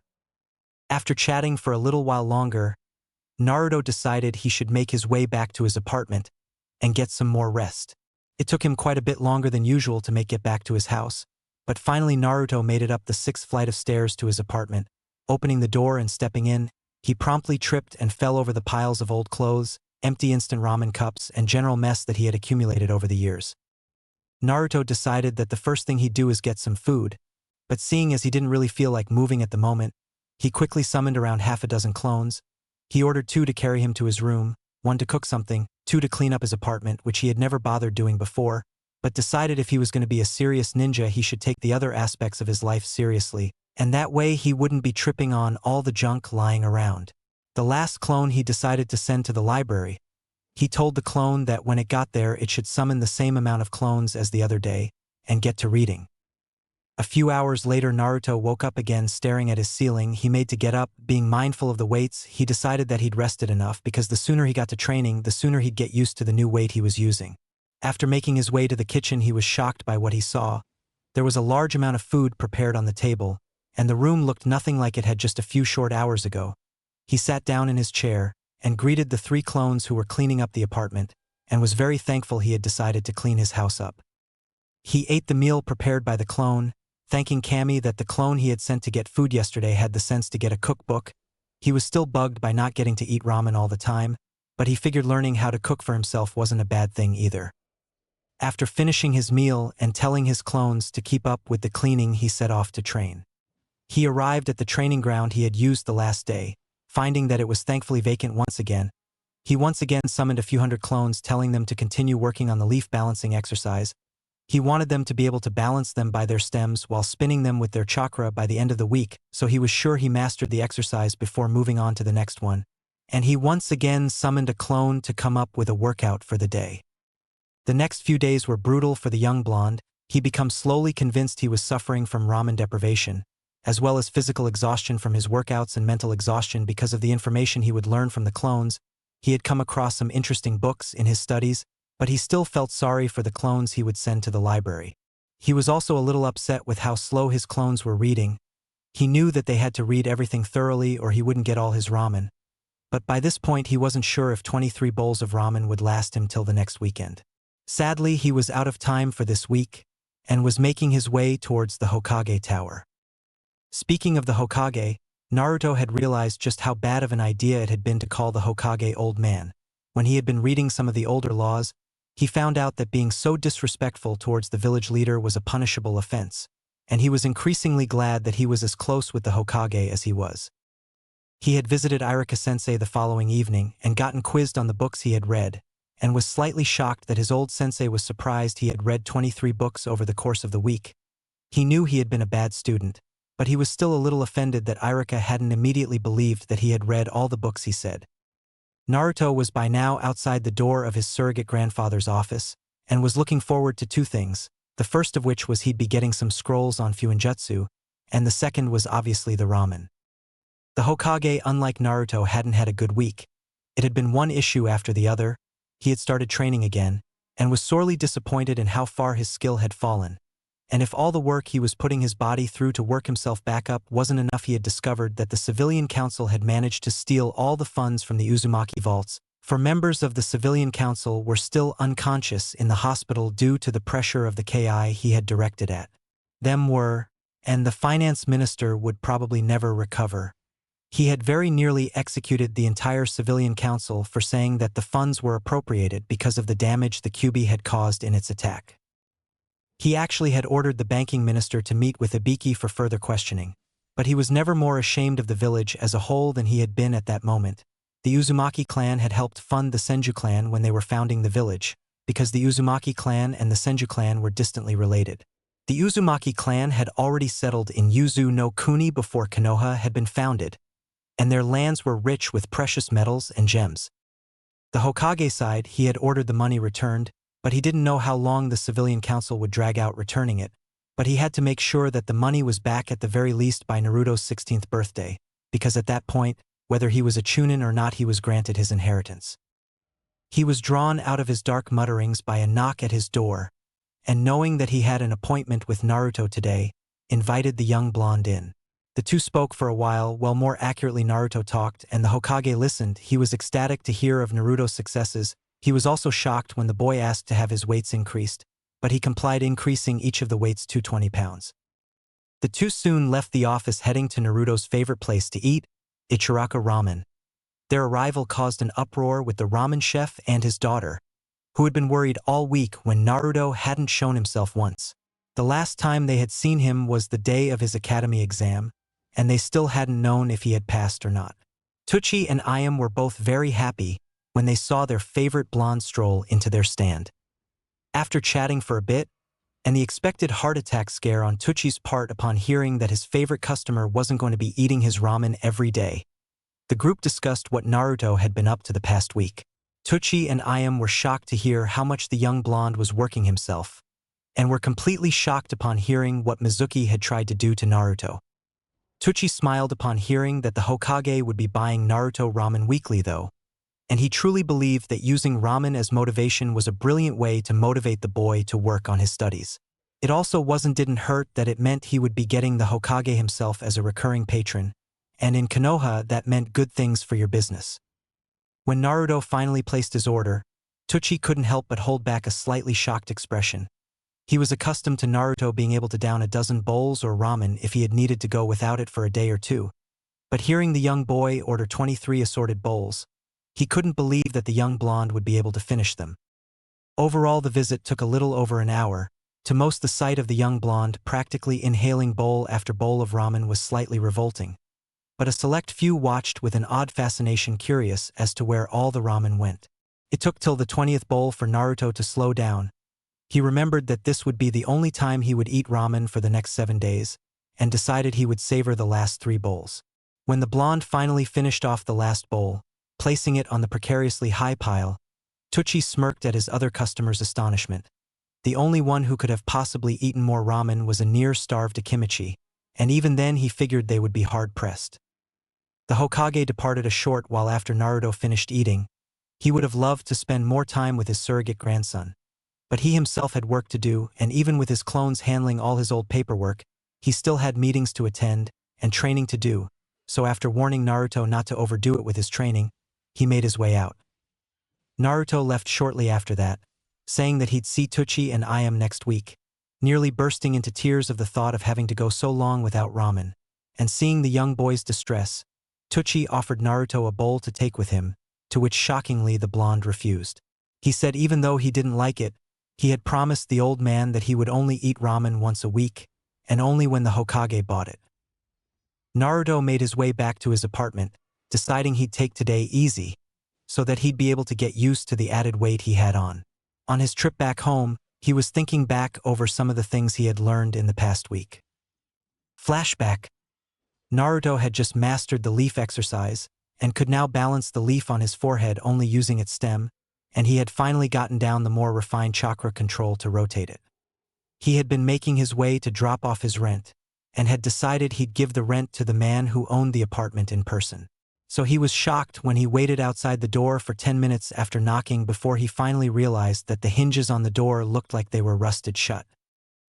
Naruto let his curiosity get the best of him, and decided to sneak in through one of the windows, and found that the place was covered in dust.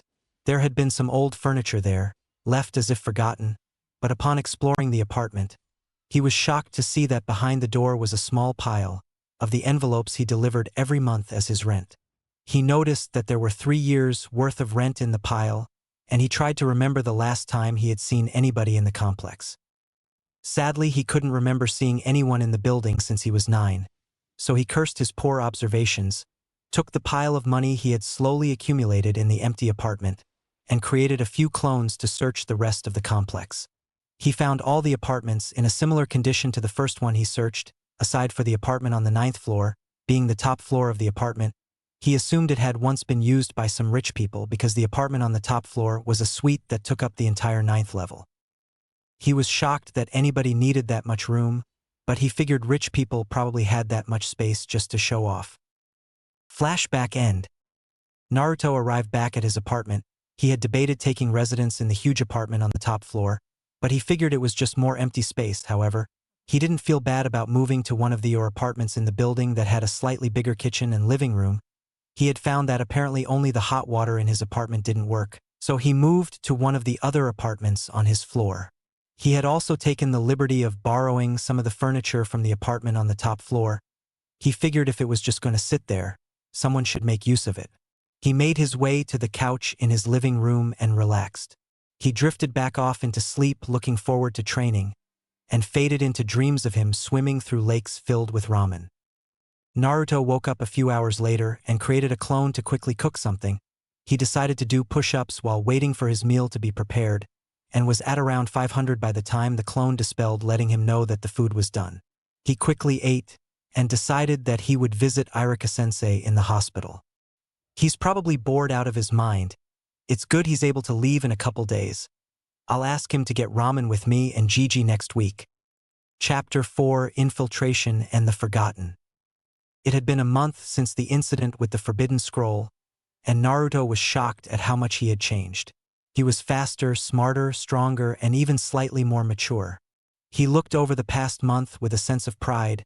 He had gotten so much stronger than he was before, and he had essentially done it on his own. He had asked for some pointers from his surrogate grandfather, or Irika-sensei, if he needed help with some of his training, but he'd been doing the work himself. Naruto was currently lying on top of the Hokage monument staring up at the night sky. He never knew why he was drawn to sitting on the Yandame's head. But the man was his idol after all, even if he had sealed the stupid fox inside him. It had been a long day of training for our young blonde, and he was just taking some time to rest. He lifted his arms above his head in a stretch and smiled at the resistance he felt. He had gone against the Hokage's advice and increased each of his weights by 10 pounds. Yesterday instead of the usual 5, and was proud he wasn't finding it too difficult to get used to the new weight.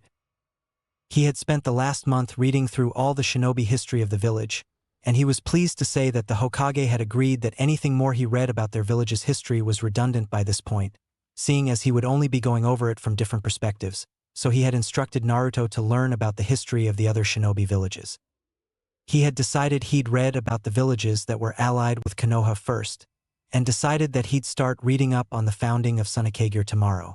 He had read about a lot of smaller villages in passing, and was looking forward to reading about them too.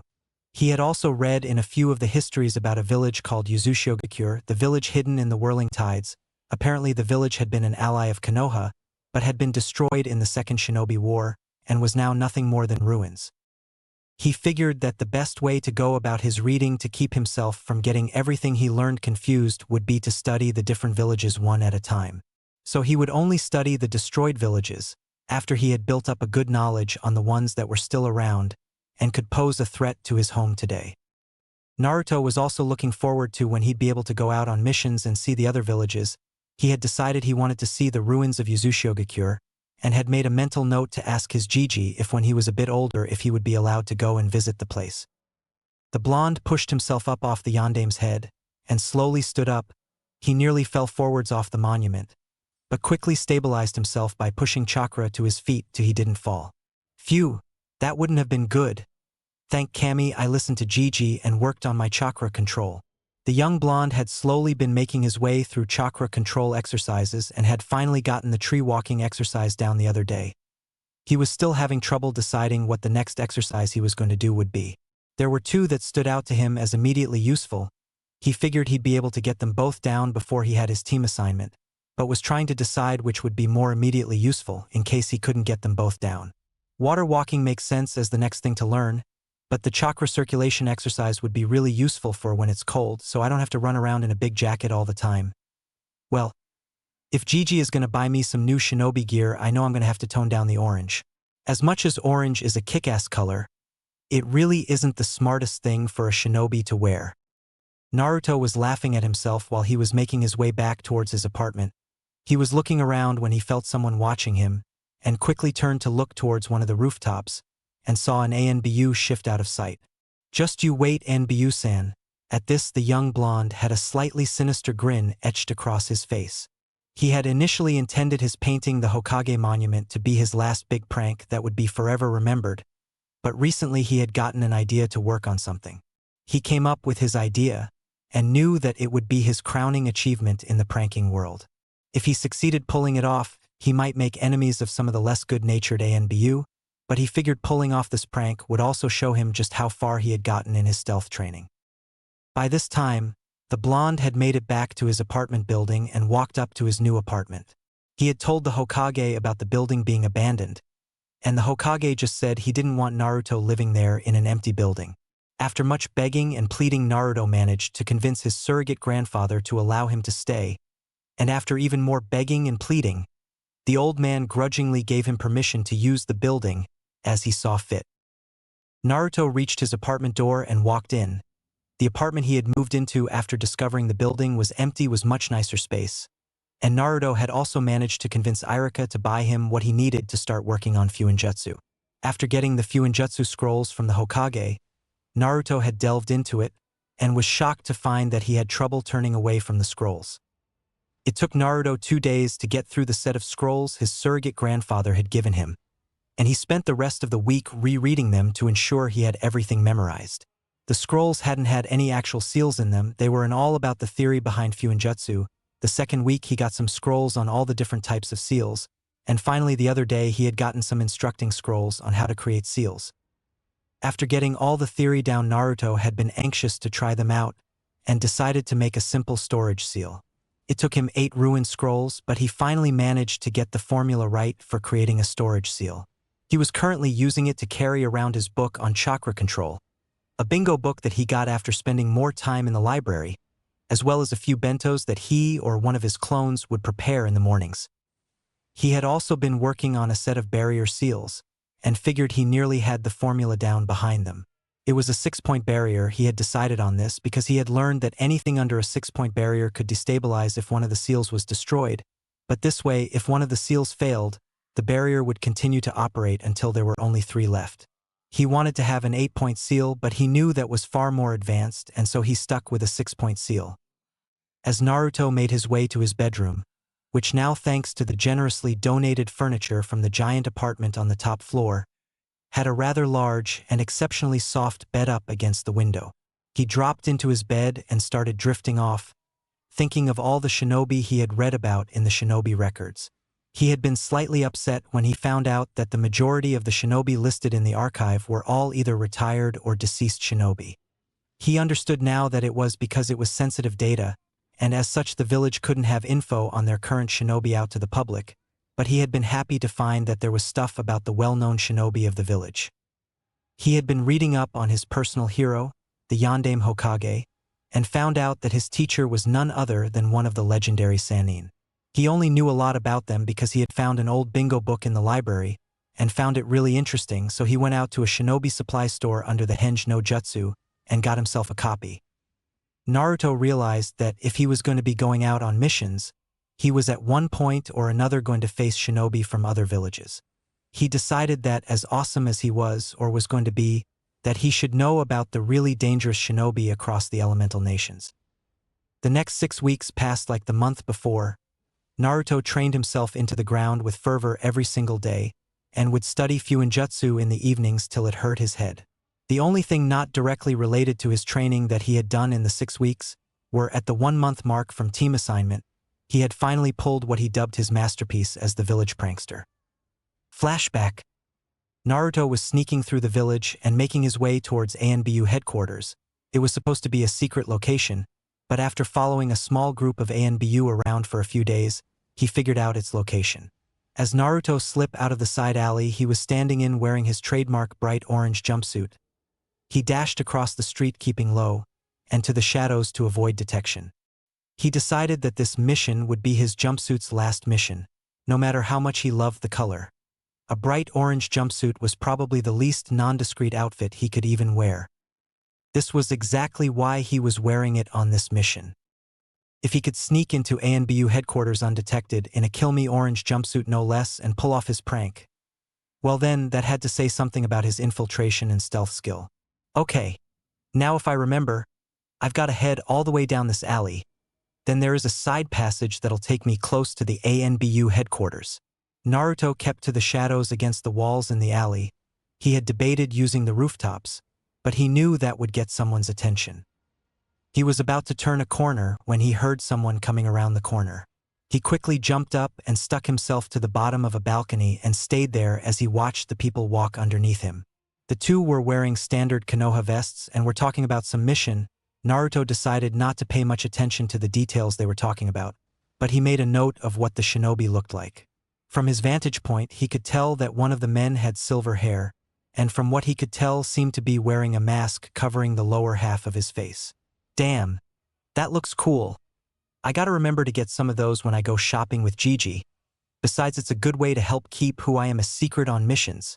The other man looked like an older Shikamaru to Naruto, so he figured the second man was his infamously lazy classmate's father. He stayed in his hiding place until the two men passed him. He waited a few minutes to ensure that they were gone before he dropped back down to the ground.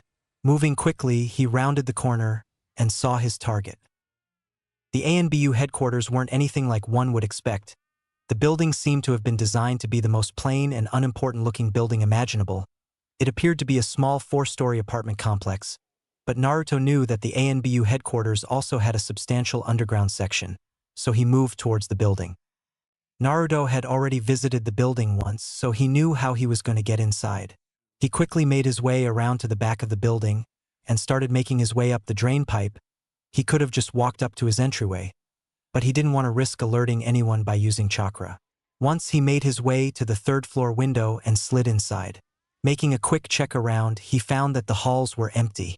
He knew his target was in the first floor underground. He silently made his way towards the staircase and performed his henge no jutsu to appear as the silver-haired man he saw earlier and made his way down the staircase. He was surprised that he hadn't met any security, but decided not to question his luck. Upon making his way to the first subterranean level, he dispelled his henge and realized why he hadn't run into anyone. He heard some loud cheering and singing, letting his curiosity get the better of him. He snuck towards the door that the noise was coming from and saw inside what looked like a lounge, dozens of shinobi drinking sake and handing gifts to another one of the shinobi. Naruto couldn't believe his luck that the ANBU would let their guard down for someone's birthday. He certainly wasn't going to let this get in the way of his prank. He quickly made his way down the hallway to the equipment room. He pulled out a storage scroll that he had in his pocket and made quick work, not wanting to waste any more time that was necessary. He. I can't wait to see them tomorrow morning. I so gotta hear it when they try to explain this to Gigi. With that last thought, the young blonde retraced his steps and made his way out of the building. I can't believe that I got away with that. I mean, wow, those are our elite shinobi. They won't know what hit them. Unable to hold back his laughter, the blonde let out a small chuckle as he launched himself out of the third-floor window. He didn't even mind if someone noticed the chakra he used. He had to get back to his apartment before he woke up the village with his laughter. Little did Naruto know that one person saw his escape, the same silver-haired shinobi from earlier that evening. The man didn't know what the blonde had done, but he had a feeling he should stop by the Hokage's office in the morning. The Sandaime Hokage woke up the following morning feeling anxious. He wasn't sure what caused it, but he knew that today was going to be a long day. Naruto, I hope you don't have anything to do with what's wrong. Oh, how wrong he was. The next day, feeling like he should find out the issue as soon as possible, he left for his office early. When he arrived, he was shocked to find several ANBU stationed outside his office doorway, waiting for him to arrive. It wasn't odd for the ANBU to be in his office. After all, he almost always had several hidden inside his office in case of intruders. But since he had taken to training more and having his clones do the paperwork, he had removed those ANBU. He didn't want his new method of dealing with paperwork to be leaked after all. Sarutobi also noticed something else odd about the ANBU. They were all wearing large hooded cloaks over their uniforms that went all the way to the floor, completely obscuring their uniforms. Putting off that for the moment, he quickly walked into his office and sat behind his desk. Sighing and rubbing the bridge of his nose, he turned to the ANBU who was currently in charge. Nico, report. Why are you all concealing your uniforms? There was a noticeably awkward pause while the 4 ANBU looked at each other. Finally, the one identified as Nico spoke. Hokage-sama, we have reason to believe ANBU headquarters was infiltrated, either late last evening or early this morning. What? How could this happen? What was the damage? The Hokage was absolutely shocked. Who could have broken into his elite shinobi's headquarters? That was a huge problem. If someone could get in once, then they could do it again, and there was no telling how much damage they might have done to the village. Well, that's the thing, Hokage-sama. You see, nothing was damaged per se, and nothing seems to be missing either. At this, Nico lowered her masked head. To say the Hokage was relieved was an understatement, but that led to other concerns, such as why the ANBU all looked so embarrassed. If nothing was missing or damaged, then why were they all here and what was with their cloaks? I see, Nico. Well, that is good at least. I must ask then, why did you all feel the need to come by? And if nothing is out of place, how do you know that your headquarters were even infiltrated? Well, Hokage-sama, we sensed a chakra signature heading away from headquarters, and then there was the other thing. I see. Could you identify the chakra signature? Possibly, Hokage-sama, but it could take a while. It was only detected for a brief moment. I see. And how brief of a moment is that? 1 second, Hokage-sama. The Hokage was curious now who could possibly have gotten into the ANBU headquarters and managed to go completely undetected. It was an issue, but he was still rather curious as to the cloaks, so he decided to change his line of questioning. Well then, Nico, you and your men will just have to continue looking into this issue. Now would you kindly explain why you are all concealing your uniforms? At this all the ANBU tensed, and then what they did surprised the Hokage. After all, it wasn't every day that the village's elite ninja would shuffle around, fiddling with their hands and look everywhere but at the Hokage. Well, you see, Hokage-sama, there was one thing that was damaged at headquarters. The Hokage could tell that they were stalling and trying to get around his question, so he decided to just circumvent their evasions. ANBU, I order you to remove your cloaks. The ANBU looked towards each other. If it weren't for the fact that their faces were covered, the Sandaime would swear that they all looked horrified at the idea. But after receiving another stern glare from the Hokage, they knew that they couldn't stall any longer.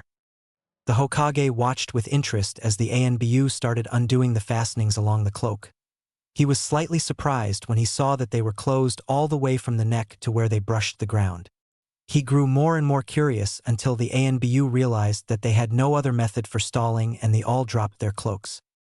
The Hokage looked at his ANBU dumbly for a moment and didn't say anything, and then burst out laughing at the sight before him. Before him stood 4 of his elite shinobi, all wearing matching ANBU uniforms, in a brilliantly bright, kill-me orange. Needless to say, he automatically understood why the ANBU were so embarrassed. After all, there was only one shinobi in all of Konoha that enjoyed that particular color, and he just so happened to be the only person in Konoha who would have the gall to sneak into ANBU headquarters just to dye all their uniforms that color. After taking a moment to calm down, the Hokage turned back to his now obviously humiliated ANBU. Well, I assume that it wasn't just the 4 of you who had their uniforms. Chuckle? Damaged? No, Hokage-sama. There was not a single uniform left in headquarters that wasn't damaged. At this point, all 5 people standing in the office heard what sounded like a snort of laughter, and saw a book tumble off the shelf and land on the floor. If this wasn't enough of a confusing occurrence, the fact that the book exploded in a puff of smoke to reveal a certain young blonde who was notoriously famous for his pranks laughing so hard that he was wheezing and pointing at the ANBU. Realizing his cover was blown, and taking advantage of the momentary shock on everyone in the room's face, the blonde made a hand sign and seemingly puffed out of existence. After a moment of shock and profuse embarrassment on the ANBU's part, the Hokage turned and spoke again. Well, Nico, it would seem that our culprit has revealed himself. If you wouldn't mind, would you please have him retrieved and brought to my office? This seemed to get the ANBU's attention. Each of them was mentally smacking themselves on the back of their heads for not figuring out who it was that had done this, but then they quickly came to realize a horrifying fact. Hokage-sama, would it be possible for us to head out in standard issue Chunin and Jonin attire, as opposed to this? Nico asked this hopefully. If it was required, they would even all pay for the temporary uniforms, but anything was better than what they were wearing. Sadly, and to their horror, they would not get off that easily. I think not, Nico. Perhaps you can think of this as an exercise in stealth. After all, if a genin fresh out of the academy managed to infiltrate your headquarters in such an outfit, surely you can all operate for a day or 2 in orange as well? The Hokage was internally laughing his head off at the way the ANBU all slumped their shoulders at that. And also, pass that along to all other ANBU, that they are not permitted to attempt to camouflage their outfits. The ANBU looked terribly defeated as they walked out of the Hokage's office and began passing out the Hokage's orders. Needless to say, the ANBU heeded the Hokage's word in regard to treating their outfits as part of a stealth exercise, because only 2 ANBU were spotted by anyone that day. Flashback end. Naruto would always remember that as his greatest prank ever. It would live in the memories of the ANBU for generations to come, and he couldn't help but be proud of how he had managed to pull it off. Another thing he had been proud of was how he had managed to evade the ANBU. They had been trying to catch him for several days. He had actually managed to break his own personal record on ANBU evasion. His old record had been something like 6 hours. This time it took the ANBU nearly 4 days to find him. However, even looking back at the memory of his most well-executed prank could not suppress the sadness and hurt he felt that was caused by his recent discovery. 2 days ago, Naruto had been in the library reading up on the history of other shinobi villages, and he decided he would read up a bit on Yuzushigakure. He was initially shocked on how little information he could find on it. It was almost as if someone, or several people had made it their mission to rid the library of all the information on Yuzushigakure that they could.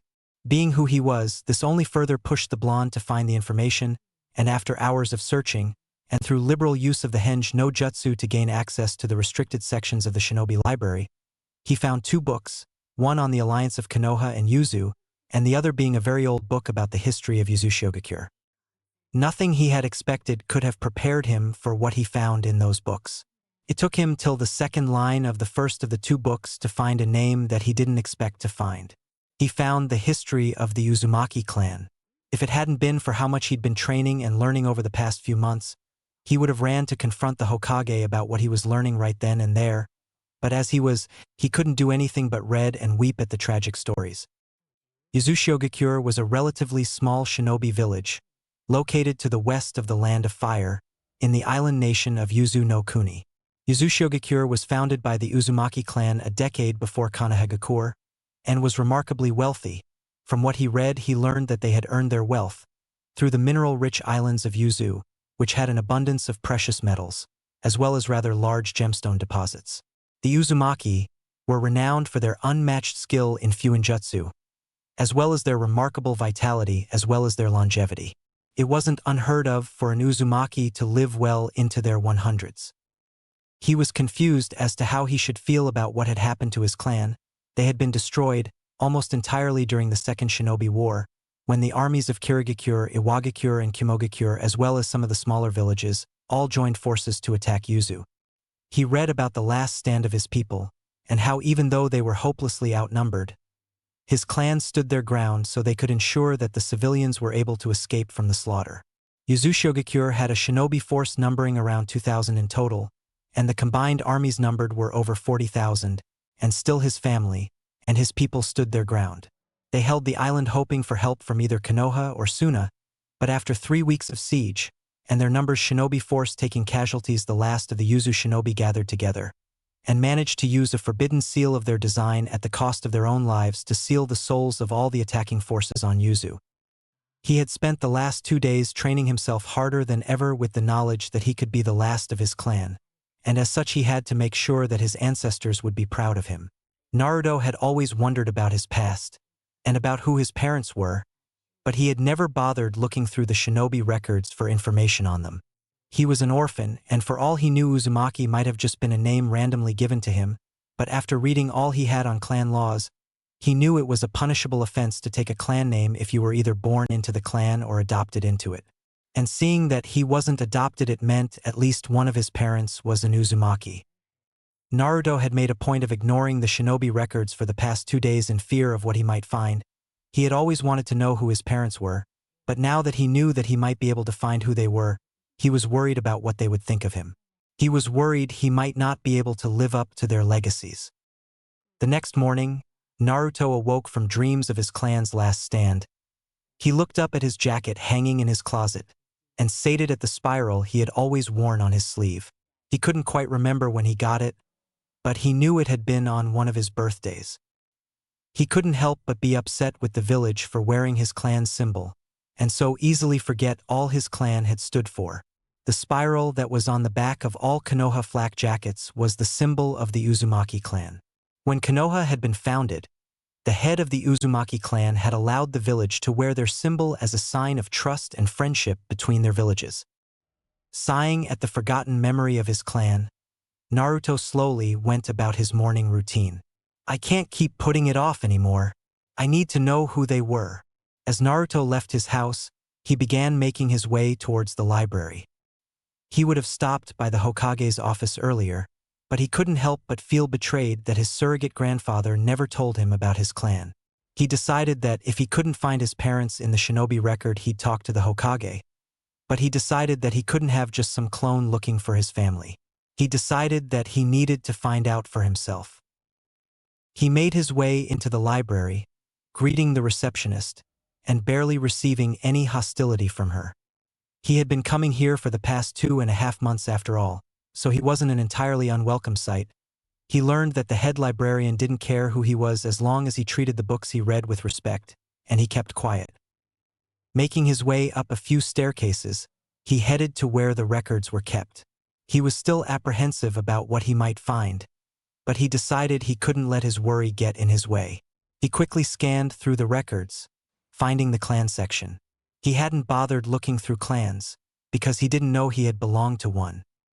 Scrolling through, he saw a lot of names he recognized as the names of his classmates, as well as some he wasn't too familiar with. He saw the Aburame, the Akimichi, the Hitaki, the Hyuga, the Inazaka, the Kurama, the Nara, the Sarutobi, the Senju, the Shimura, the Uchiha, and the Yamanaka clan. He was instantly disheartened that his clan wasn't even listed here, but he decided that because they weren't officially a clan of Konoha, maybe they would just be in the main record. Sighing, he moved to a long row of drawers and searched through it. He was once again upset that the record had the shinobi listed based on the day of their death, so he spent a few minutes trying to figure out when his parents could have passed away. He, in a matter of moments, came to the conclusion that because he was born on the night of the Kyuubi attack, then at least his mother had to be alive all the time before then. He sighed as they moved to the 2 drawers set apart labeled for the Kyuubi attack. Naruto spent hours going through the drawers. He couldn't help but feel responsible for every name he read. He felt sad to think that all that was left of all these shinobi who had died defending their village was a 4 by 6 card that had their information listed on it. He had been going through the records almost the entire day now, and it was getting near sunset when he realized he was coming near the end. Over the past hour or so, he had begun thinking that maybe what the villagers told him about his mother abandoning him had been right. If she wasn't in the records, then she must have abandoned him. As he was flipping through the final 20 cards, he noticed something that looked odd. He flipped back to the card in question and stared at the name again. He was having a hard time making out what it said, because it looked like someone had spilt something over the card. Getting upset at that, Naruto pulled out a spare scroll that he had with him and set the card on top of it. He wasn't sure if using his chakra to transfer the writing would work properly with something like this, but that was how you transferred seals from scrolls to other tools. Setting the card gently on the scroll, he placed his hands over top of it and slowly began channeling his chakra through it.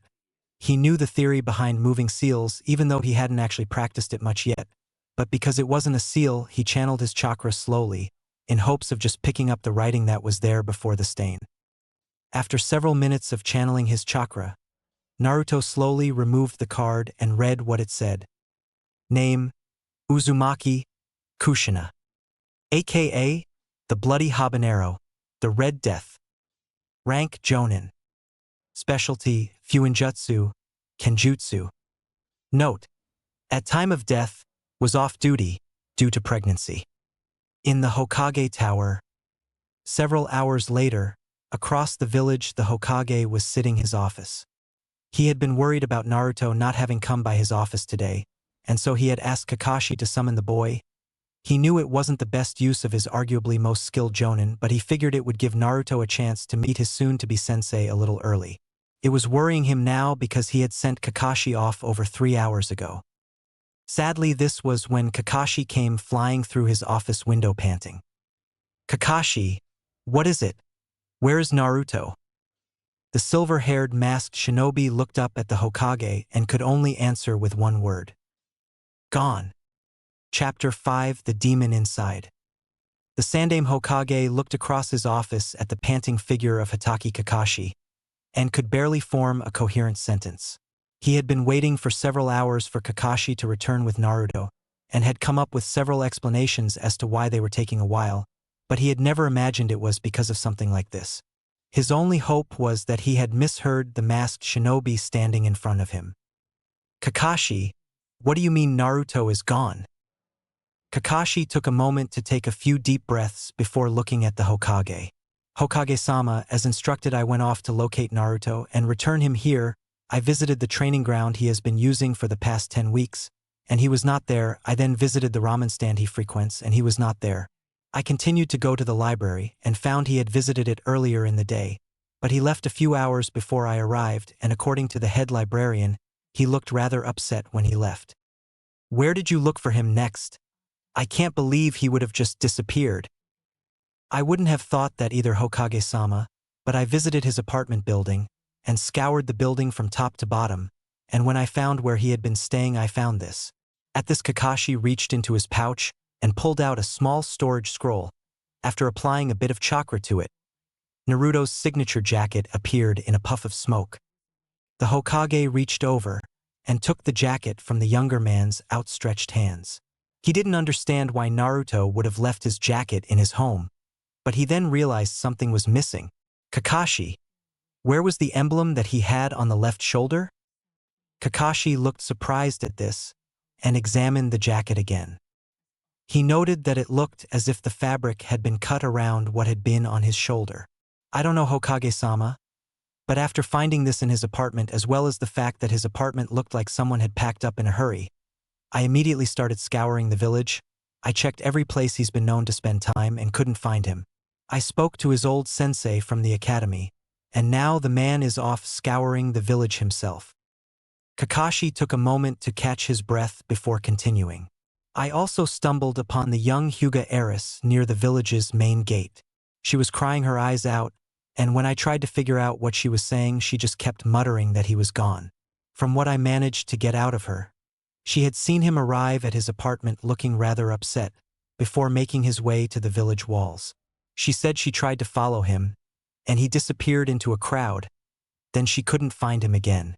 I only noticed her because the shinobi on gate duty was a member of the Hyuga branch family, and he had been trying to calm her down. The Hokage sighed at this. He had never expected that Naruto would leave the village. The boy had been reading up on the village laws. He had to know what could happen to him as a shinobi leaving his village without authorization. The Hokage realized that he had only one choice. Find him, Kakashi. You have to find him. The village has wronged him so much, and though I don't understand what made him finally run, Kami knows that he must have his reasons, but you need to find him, and you need to bring him back here.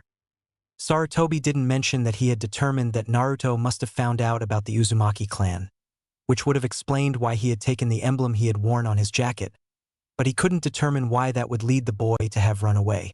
The shinobi in front of him nodded and started going through hand signs. Kuchios no Jutsu. At this, a group of 8 dogs appeared out of a cloud of smoke. The smallest one walked up to Kakashi. Hey Kakashi, why did you need to summon us all now? I was just about to step in the dash. Kakashi, not wanting to have to hear a lengthy explanation of his summons's grooming habits, quickly interrupted him. Not now, Pakin, you can talk about that stuff later. Right now I need you all to get the scent from this jacket and lead me to it. The small dog looked up at him. Why do you need all of us then, Kakashi? I'm enough for this, aren't I? Normally yes, but the boy whose jacket this is can make Kagebunshin, so he could easily confuse his trail. Now go, I'll catch up with you in a few minutes. With that, 7 of the 8 dogs jumped off. The last one stayed quiet, waiting to lead Kakashi to the other dogs' trails. After that was done, Kakashi turned back to the aging Hokage. Hokage-sama, do you have any idea why Naruto would have left the village? At the moment, no, but go, you need to find him before word of this gets out to the council, Kakashi. Go. So with this, Kakashi leapt out the window with the last of his summons leading his way. In the forest outside of Konoha, Naruto had stopped running around half an hour ago. He had run around 40 kilometers from the village when he started slowing down. Thanks to his endurance, he would have been able to run further, but he decided to take it slow. I know they're going to send people to find me anyway, and I won't be able to avoid them forever. Naruto had never felt so betrayed. The man who he had looked up to and idolized had been lying to him his entire life. Gigi always said he didn't know who my parents were, but he had to know who my mother was. She was a jonin for Kami's sake. The The Hokage himself has to promote them. The blonde was dragging his feet. He had initially planned to get as far from the village as possible, but he realized he had nowhere to go. He had considered going to the ruins of Yuzu, but he didn't have any way to get across the water to the islands. He had started working on the water walking exercise a few weeks ago, but he hadn't mastered it yet. He had initially not wanted anyone to find him, so when he had left the village he created over 24 clones and sent them off in different directions, but after he crossed through a stream, he knew that at least the trail left by his scent would be gone.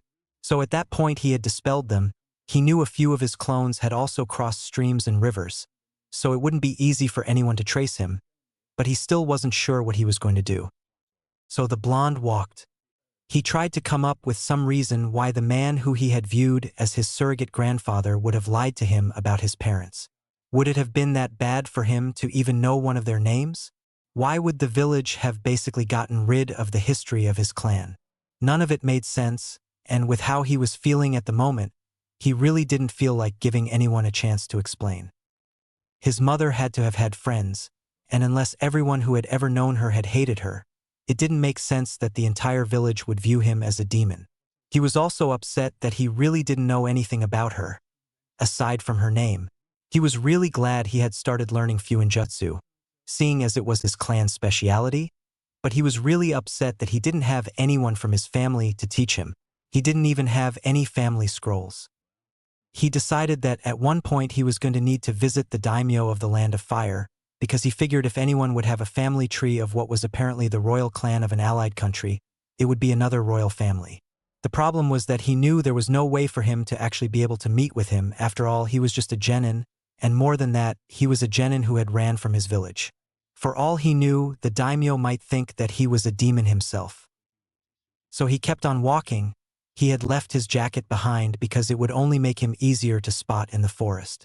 He was currently just wearing his jumpsuit pants, a black t-shirt, and his shinobi sandals along with his weights. He had also stuck a few sealing scrolls in his pockets and was carrying some spare sets of clothes and some food in them. He kept on walking till and noticed how dark it was getting. He figured that even if he wanted to go farther today, he shouldn't travel at night because he didn't want to run into any bandits. He figured he'd be able to handle them, but he still didn't want to risk it. So he kept walking till he found a huge tree that seemed to have been hollowed out. From the looks of it, it might have once been an old outpost from back during the time of the clan wars, but he figured it would easily be better than sleeping out in the open. I can't believe how the village could turn their back on my clan like that. Hell, the Uzumaki helped fund the construction of the village, and they even supplied the village with chakra-rich metals in the beginning. Now the villagers just use the resources from my family's home and treat it like it belongs to them. Muttering to himself, he searched through the hollowed-out tree. He unsealed his sleeping bag from one of his scrolls and lay down. He was about to go to sleep when he noticed that he hadn't increased his weights that week.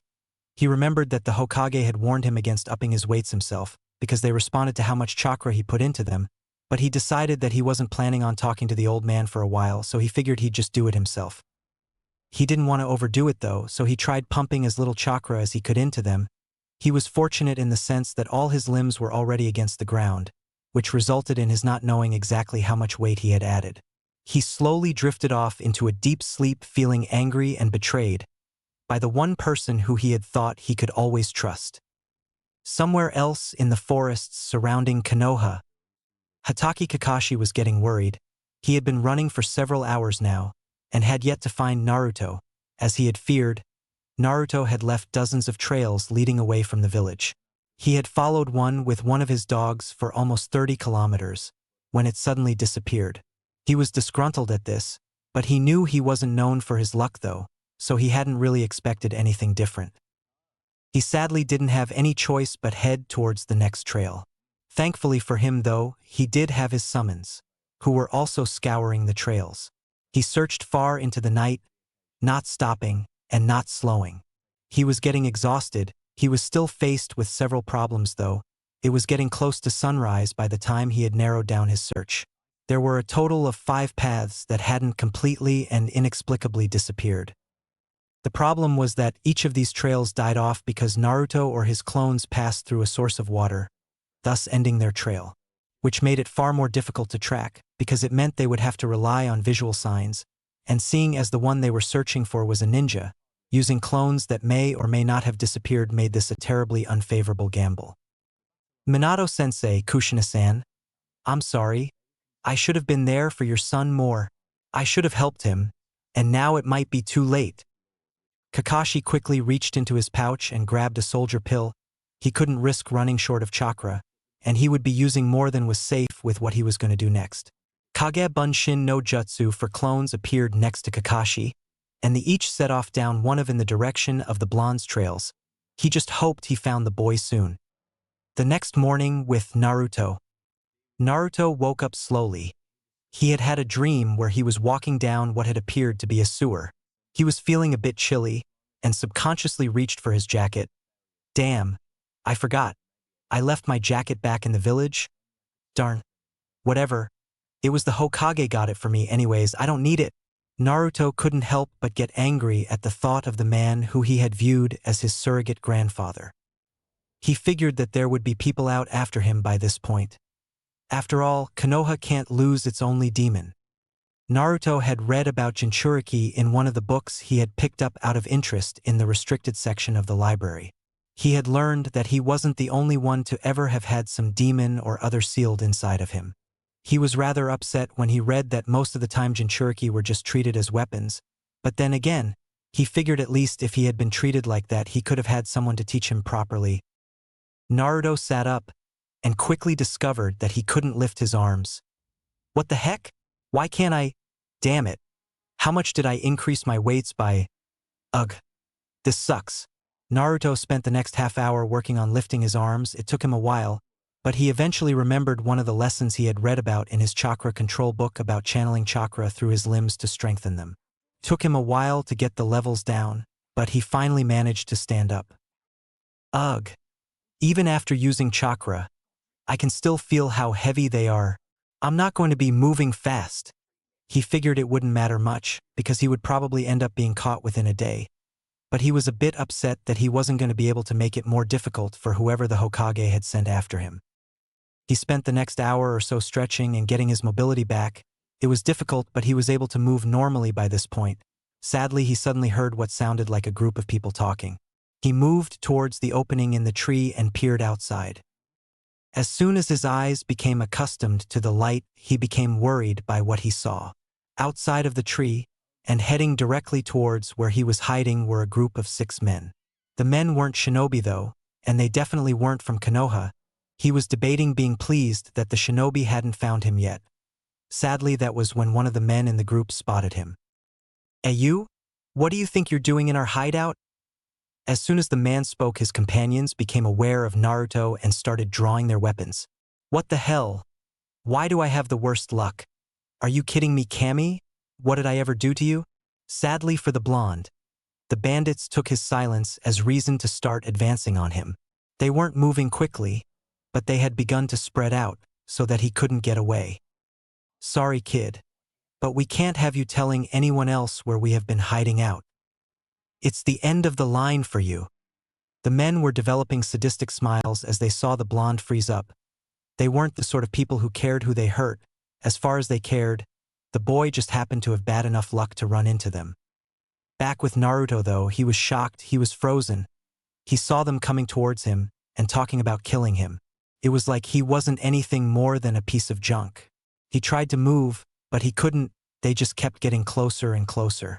In his mind, Naruto was running through all the times he had been attacked. He had nearly been killed a few times, but someone had always shown up at the end and saved him. He knew that the Hokage wouldn't have let him die, even if he had done a terrible job keeping him safe. But there was no one who would help him this time. He was far from the only home he had ever known, and he felt just as helpless as he had when the mobs used to corner him. Every fiber of his being was screaming at his body to move, but he just watched as they got closer. By now they were less than 10 meters from him, and they all had their weapons drawn. "Ah, is the little baby sacred?" One of the men joked while the others cackled back at him. Naruto watched as they laughed at him, and he saw one pull out a kunai. The man obviously wasn't skilled with the weapon, especially seeing as he managed to nick his finger with it as he flipped it around to get ready to throw. Naruto was still stuck. Why can't I move? I don't want to die here." I just found out about my clan. I have to revive my clan. I can't disappoint them. I won't let the world forget my clan." All of a sudden Naruto felt like he was in control of himself. He saw the man throw the kunai at him, but he wasn't worried. He quickly rolled to the side and at the same moment shot out one of his arms and caught the kunai out of the air. He saw the shock on the men's faces at his reaction. Naruto slowly stood back up and looked at the men. It was like time was frozen and no one moved. Finally, the man who seemed to be in charge of the gang shook himself. "What are you all waiting for? Get the brat." At this, the group of men all charged at Naruto. He saw the first one swipe at him, and he dodged around to the side. He saw another blade coming down at him, and he used the kunai to block it. Naruto then quickly flipped over one of the bandits and slashed at his neck with the kunai. He wasn't paying attention to exactly what he was doing. He was just letting his instinct take control. He dodged under another slash and lunged forward, planting his borrowed kunai into the man's stomach. Seeing another man rush at him, he dived over the falling man's back and rolled under another of the bandit's legs. He quickly slashed out, severing the tendons in the man's legs, before spinning around and planting the kunai in the side of the man's neck. He had hit the man with so much force that the kunai slipped out of his grip. Seeing the three men who were still standing look at him, with rage in their eyes, he jumped backwards towards the other two fallen men and grabbed their swords. Once again, the man who was in charge seemed to be shouting something, but Naruto wasn't able to hear it. The blood was pounding in his ears, drowning out all sound. The men charged again, not being particularly skilled in kenjutsu. Naruto did his best to block all the slashes made at him. Sadly, he couldn't block them all, and he started gaining cuts and tears in his clothing. Gritting his teeth to block out the pain, Naruto jumped away from the men and hurled the two swords at the men. Two of them easily dodged the makeshift attack, but one was not as lucky as the sword managed to embed itself deep into his chest. With a burst of speed, Naruto rushed at the last two men. He was doing his best to dodge their swings and slashes, and after working his way inside their defenses, he started lashing out at the men with his fists.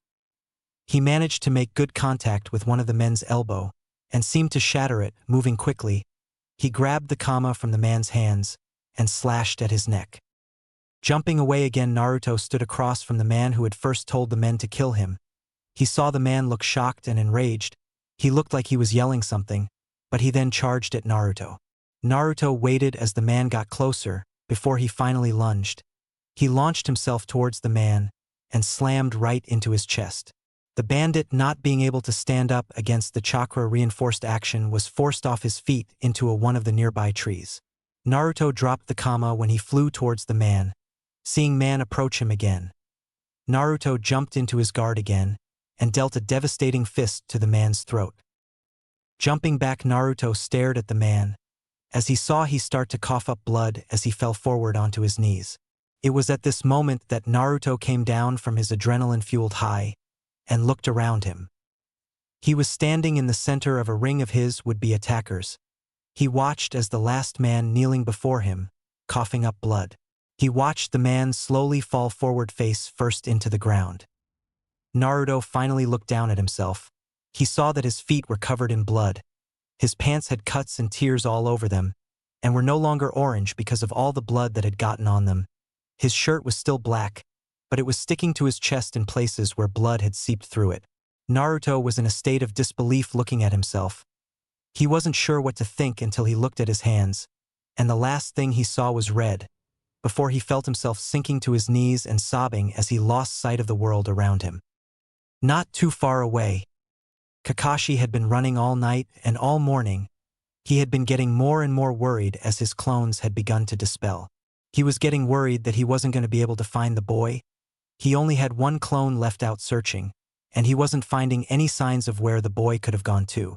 Most of his summons had returned to their realm some time ago, due to tiredness, and so now he only had Pakken, who was still with him.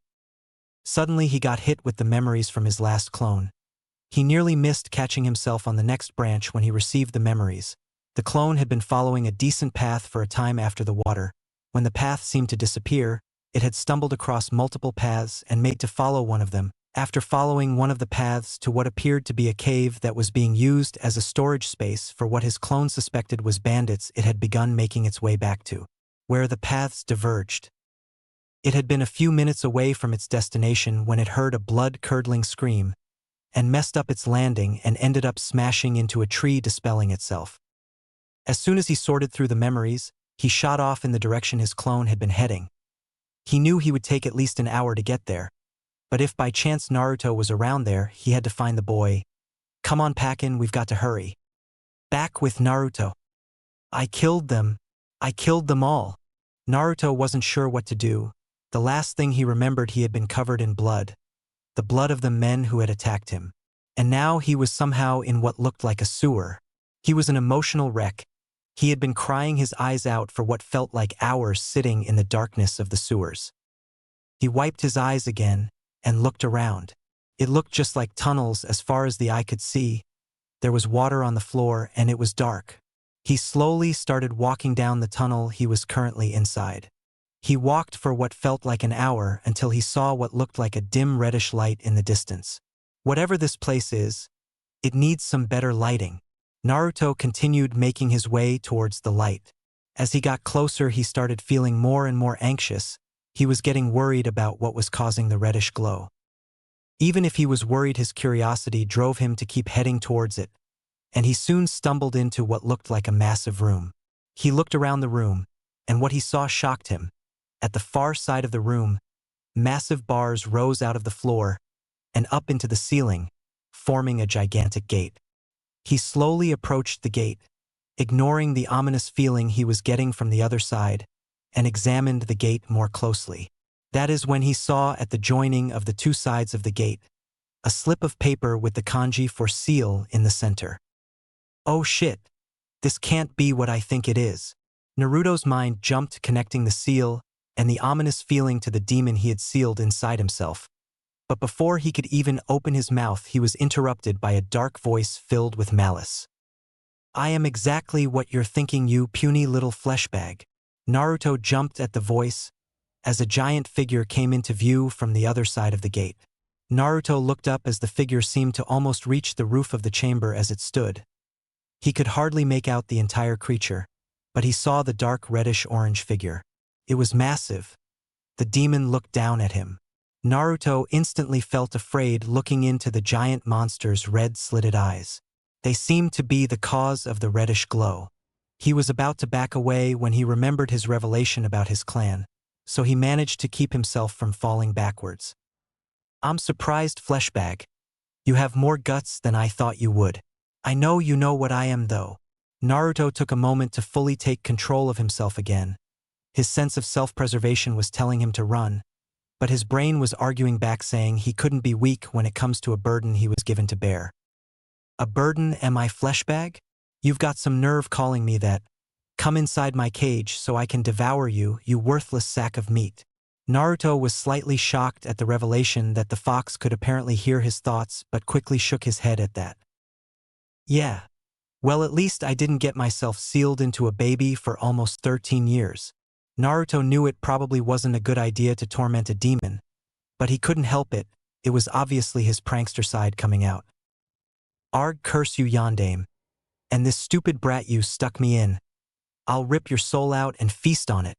Naruto felt both scared and amused as he saw the fox smash itself against the bars.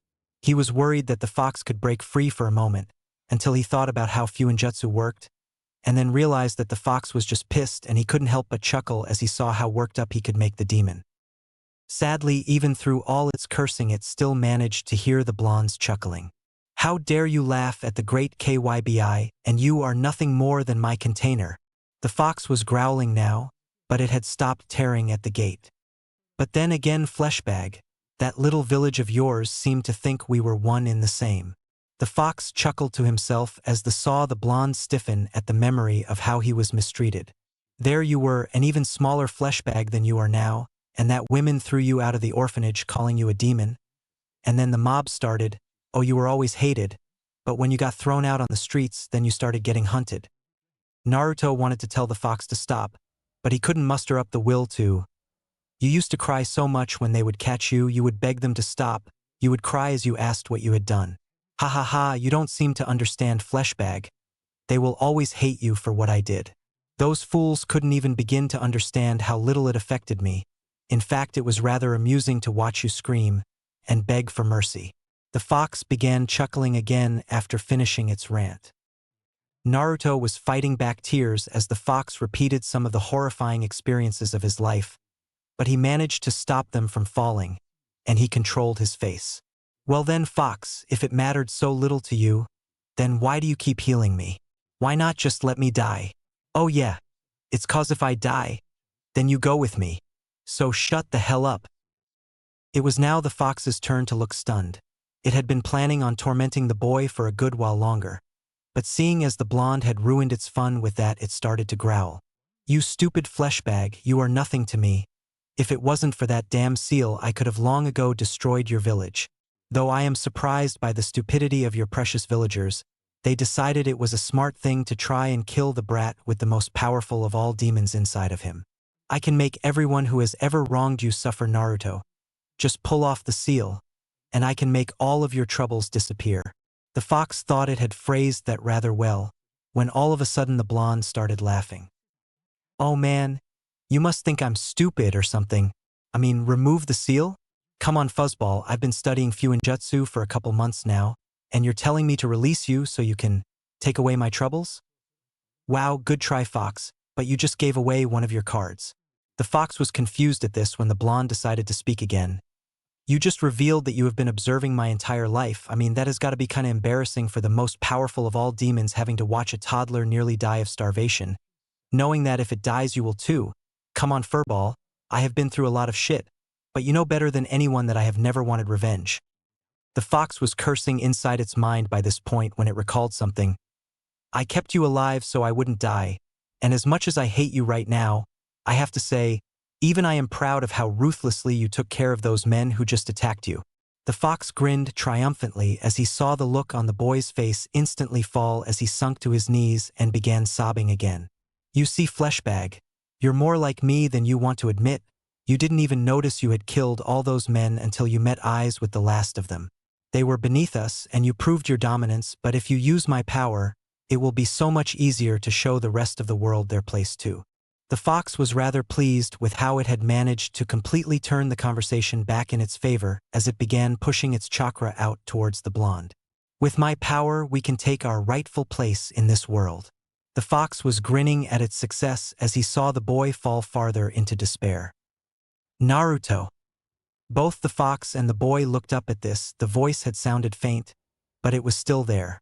Looking around, the fox cursed when he sensed that someone had found the boy's body and was waking him up. We will meet again, Naruto, and with time you will come seeking my power. With that, the fox's chakra began receding back into its cage. Outside Naruto's mindscape, Naruto, Kakashi had finally found the source of the scream, but he hadn't expected what he stumbled upon. Pakin had warned him that there was a heavy scent of blood in the area, which is what had caused him to yell out for the boy, but what he found had shocked him. He walked into a small clearing before a large tree and saw a field of red. There was blood all around the area. It had seeped from the ring of bodies. However, what caught his attention was the figure kneeling in the center of the bodies. If he hadn't been watching over Naruto for a long while, he might not have recognized the boy. The blonde was covered in blood.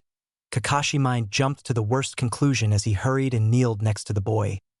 Please be all right, Naruto. I have failed you so many times already. Please let me not have been too late again. Kakashi reached to the boy's neck and felt for a pulse. He waited a moment before he found it. He found that Naruto's pulse was strong, and he gently shook the boy's shoulders. Kakashi had to wait a moment before he got any sign of movement, but he hadn't expected the first thing to happen would be for the boy to take a shaky breath, collapse on himself and start sobbing. Chapter 6: History and Home. Kakashi was making his way back towards Konoha. He was walking slightly behind the young Uzumaki, and was repeatedly thanking Kami that he had managed to catch up with the blonde. He was still shocked slightly when he looked back on how he had found the blonde just a few hours earlier. The boy had been covered in blood and surrounded by bodies. He had been worried about what may have happened, and then the boy was crying and talking about how the villagers being right about him. That had upset Kakashi quite a bit, and so he had spent quite a while getting the whole story of what had occurred out of the blonde. To say Kakashi had been upset wouldn't have covered it. When he had gotten Naruto to start talking, he hadn't been expecting the boy to talk about the hateful stares he would get. Looking back at the conversation, Kakashi thought that Naruto probably hadn't even really been talking to him, but more ranting, because he had finally reached a point where he couldn't take any more emotional abuse. So Kakashi had listened to Naruto talk about how the villagers had always mistreated him, going so far as chasing him down with mobs. He talked about the academy and how almost all the teachers kicking him out of class if he had asked questions. One of the recurring themes in the boy's rant was how the village had betrayed and dishonored the memory of his clan. When Naruto's rant had caught up to the present time, and he had talked about what had happened with the bandits, Kakashi was torn between being worried for Naruto's safety and being impressed with how well Naruto had managed to deal with the life and death situation. He had been shocked when Naruto continued to talk about the fox and how it had claimed that he was a demon just like it. That had freaked Kakashi out, hearing that Naruto had conversed with the Kyuubi, but he had been more concerned with calming Naruto down at the time than the demon talking with the boy. It had taken quite a while, but he had managed to help calm Naruto down, to the point where they could talk. He had explained to the blonde that they were shinobi, and they were trained from a young age to kill.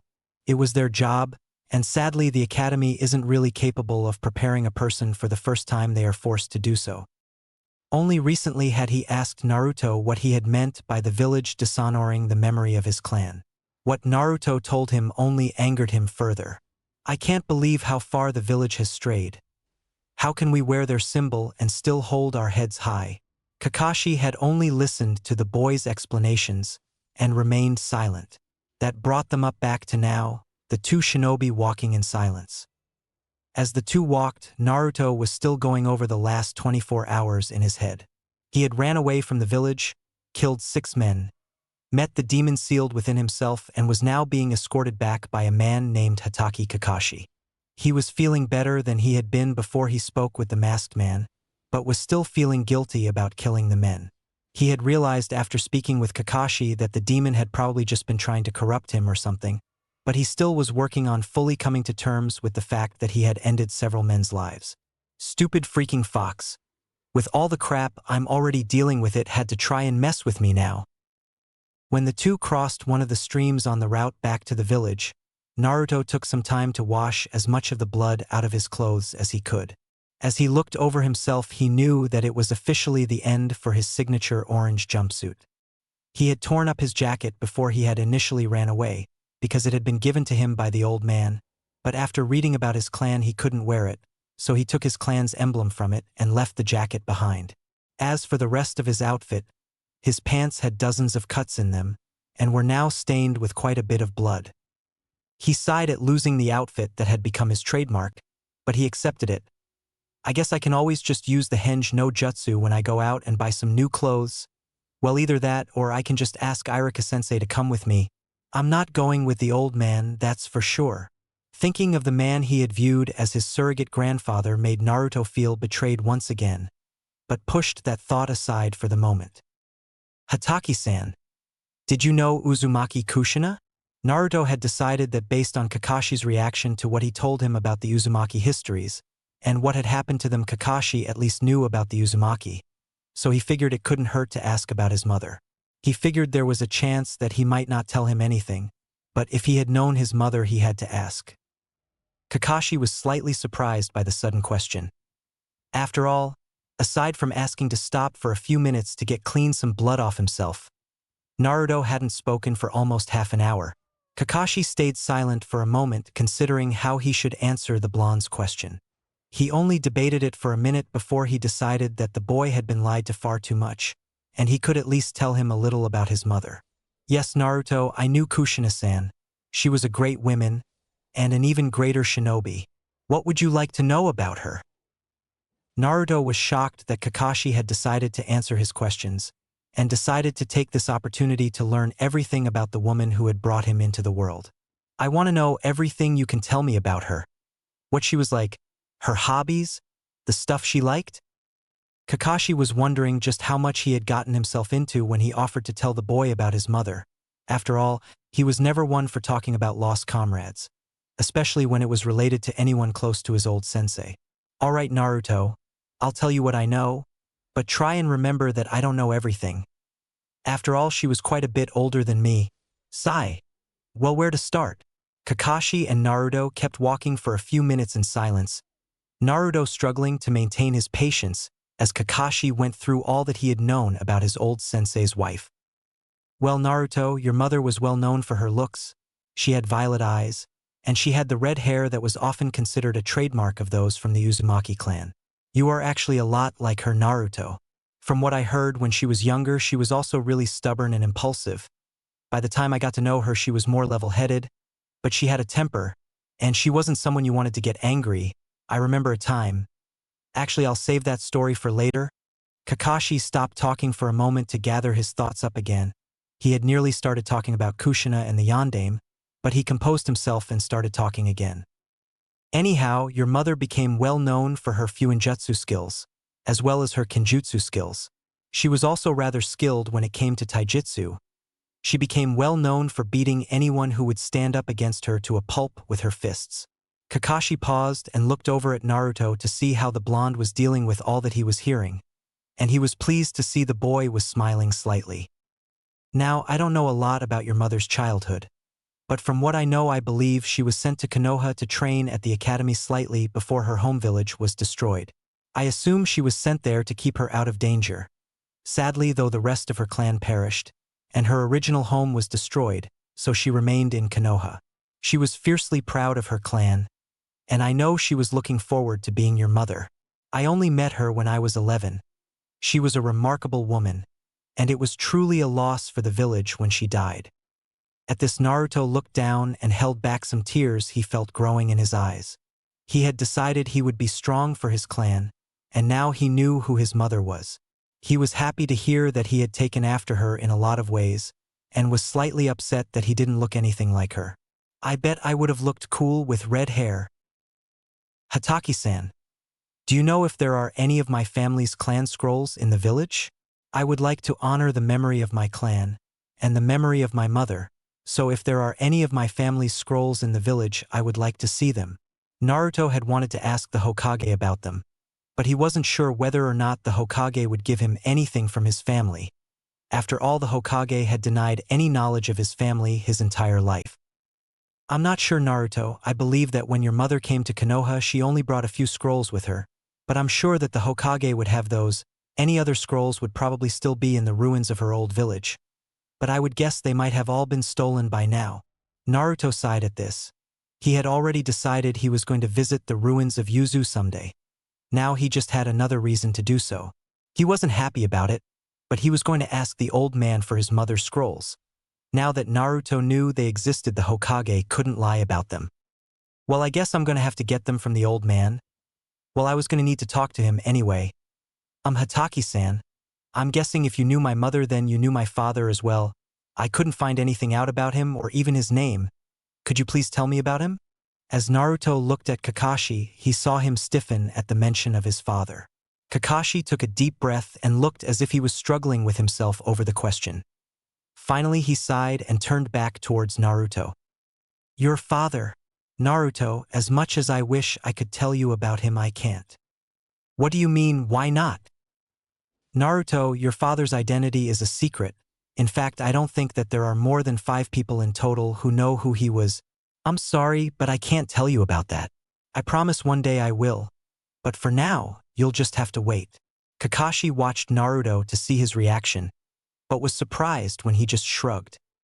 All right, Kakashi, just so long as it's not like the fox, where everyone but me knows about it. So could you tell me any more about my mother? I'd like to know everything I can about her. The two made their way back to the village discussing Kushina and some of her exploits. Naruto was happy to hear that she had also been a prankster, and was shocked when he heard Kakashi tell him some stories about missions she had gone on.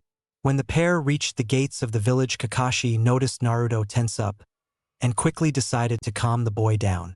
Naruto, remember, we're just going to go talk with the Hokage. You don't need to worry about the villagers. Naruto didn't seem to calm down at this, but he nodded nonetheless. As the pair made their way through the gates, Kakashi paused for a moment to speak with the Chunin on gate duty, to explain why they were there. He just told them that they had gone out to deal with a small group of bandits in the area. The two guards told the pair to make their way to the Hokage Tower to report their success, and that they would be free to go about their business after that. The glare Naruto received from the civilians as they made their way through the village did not go unnoticed to either of the two shinobi. Kakashi sighed when he saw the way the villagers looked at Naruto, and was about to say something to reassure the boy when Naruto did something he wouldn't have expected.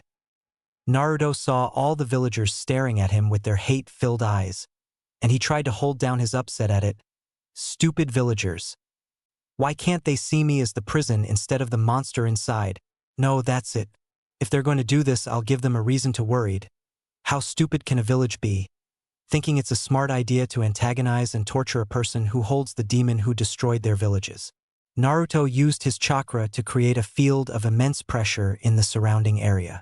It wasn't anything like the ki that many shinobi make use of to intimidate and get an upper hand on their opponents. It was just pressure. The civilians glaring at Naruto felt themselves freeze in place. If you asked any of them how they had felt, they would have said that it was like the air was trying to push them to the ground, but the same force was also holding them in place. The only reaction that Naruto got from the villagers was their hate-filled eyes turning to shock as well as worry. He met eyes with one of the villagers, and smirked slightly at the look of shock in the man's eye. Let's go, Naruto. We can't keep Hokage-sama waiting. Kakashi wasn't sure if he should reprimand Naruto for what he had done or not. Strictly speaking, shinobi weren't supposed to use their powers on civilians. But then again, most shinobi haven't spent their entire lives running from hordes of civilians trying to string them up. Naruto sighed, and his expression shifted from a smirk to a blank face. Very well, Hataki-san. Let's not keep the Hokage waiting. Naruto stopped releasing his chakra and turned away from the villagers, following after Kakashi. The masked shinobi led the blonde to the Hokage Tower without further incident. The pair made their way up the staircase and quickly found themselves before the doorway to the Hokage's office. After Kakashi spoke briefly with the secretary, she told them that they should head right in.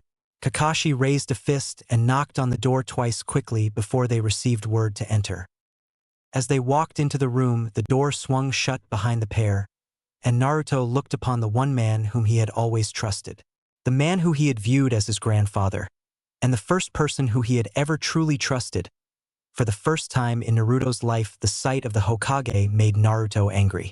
He had been betrayed by the man he had trusted most, and no matter what justification the old man might have, Naruto just couldn't forgive him. The Hokage had let out a sigh of relief earlier when he got word from Kakashi that he was returning with Naruto, but he was worried of the state the boy would be in when they returned. He now had the young blonde standing before him, and he knew something was very wrong. He quickly signaled that the ANBU leave his office, and turned back to Kakashi and Naruto. Hataki-san, I appreciate how well you carried out your task. I am very grateful that you have brought Naruto back to us. Of course, Hokage-sama. I was just happy that Naruto was not injured when I caught up with him. Though there was much that will need to be put in the report, though it would be better for Naruto to explain all that happened himself. The Hokage sighed as he looked from Kakashi to Naruto. He was worried about how Kakashi was acting, and was even more worried about what it was that happened to Naruto. But right now was the time for him to be the Hokage, and he needed Naruto to explain why he had left like he did. Uzumaki Naruto, I do hope you realize the seriousness of your actions last night. It is not permitted for a shinobi to simply leave the village without authorization. What reason do you have for acting as you did? The Hokage had spoken with a harsh tone, but was truly concerned for the boy. No one knew better that how much the child had suffered, and he wanted to fix whatever caused the issue as quickly as possible. I am confused, Hokage-sama. As soon as Naruto said Hokage-sama, Sarutobi knew things were far worse than he feared. As far as I am aware, I broke no such law, seeing as I have yet to be listed in the official shinobi record book of Konohagakure. I am not officially a shinobi, and as such I am not subject to any laws prohibiting my movement. To say the Hokage and Kakashi were shocked would be an understatement. Thankfully for Kakashi's sake, he had his mask to cover the lower half of his face, but the Hokage was staring at Naruto with his jaw hitting the floor. Was that Naruto? Just spouting off village laws? And using technicalities to get out of trouble? What? This was the train of thought both men had. But sadly the thought didn't last as Naruto once again opened his mouth to speak. On the other hand, the village council, and by extension the whole of Konohagakure, has betrayed and dishonored the memory of their allies the Uzumaki and Uzushiogakure. When Naruto spoke, the Hokage could hear the anger coming from the boy.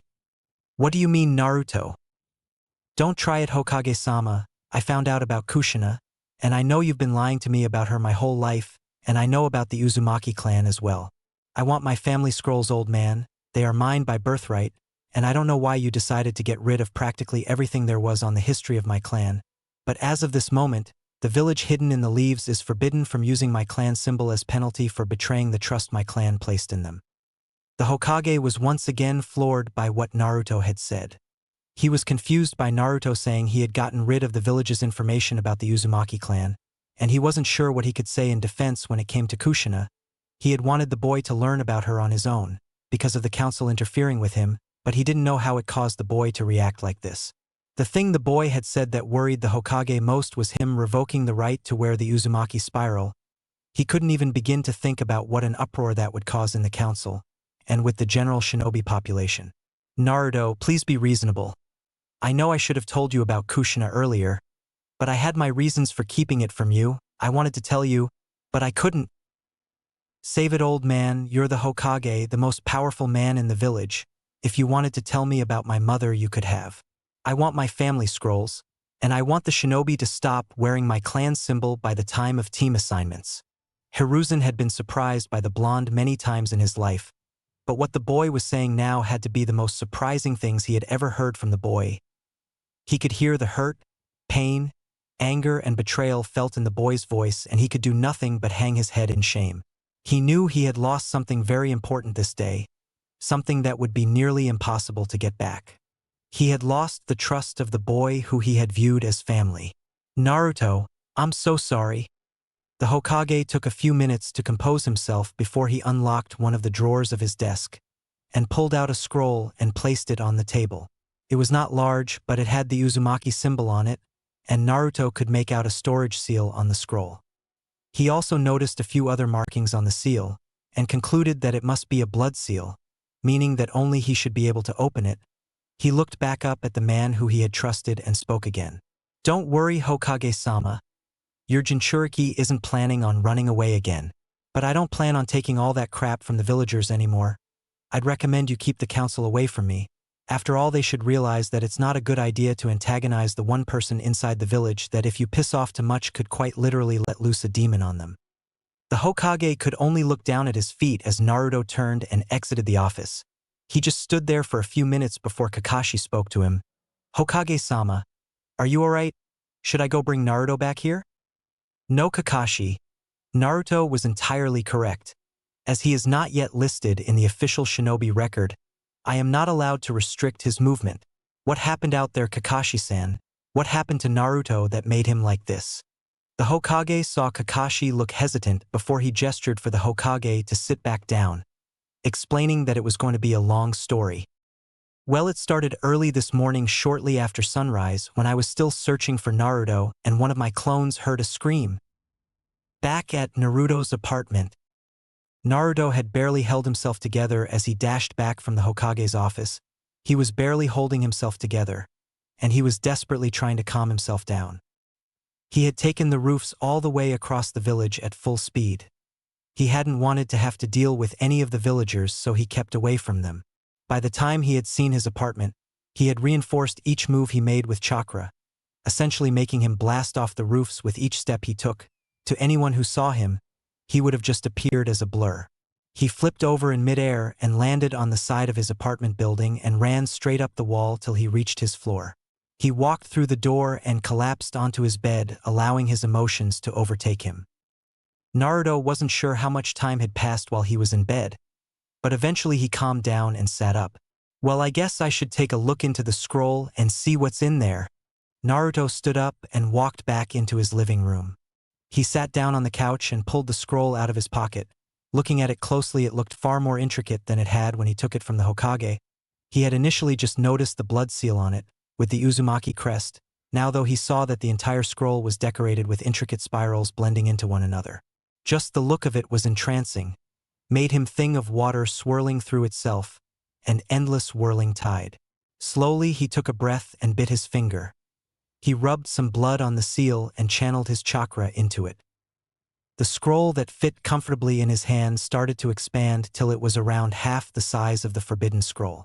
He was surprised by this, but he figured it was just an expansion seal. He had read about them briefly, but there wasn't a whole lot of information on them in the village, so he hoped that there would be something on them in the scroll. As he unrolled the scroll, a sheet of paper fell out of it onto the floor. He read the first line, and was shocked to see it was addressed to him. Naruto, if you are reading this, then it means I'm not there with you to teach you all about our clan. I'm so sorry for leaving you, and I hope you know I wish I didn't do it. Your father and I decided that when we found out I was pregnant that we should each write you a letter in case we're not there for you. I don't know how I died, but I'm so sorry I didn't get to watch you grow up. I was so looking forward to seeing you become a splendid shinobi. I hope you know that your father and I love you more than anything else. You are our greatest gift, and I really hope that you have your father around so he can tell you all about me. I'm pretty sure that if you're reading this that he gave it to you.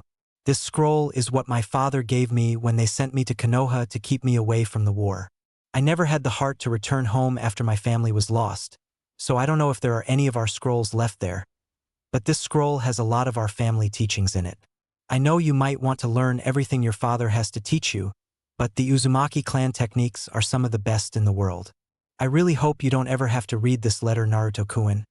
But I want you to know that I will always be proud of you no matter what, and that I love you, and even if I'm not there to tell you, you should know how loved you are. Kushina. P.S. Find a great girl just like your mom, Naruto, and don't only eat ramen. As delicious as it is, you should eat more than just that, otherwise you'll stunt your growth.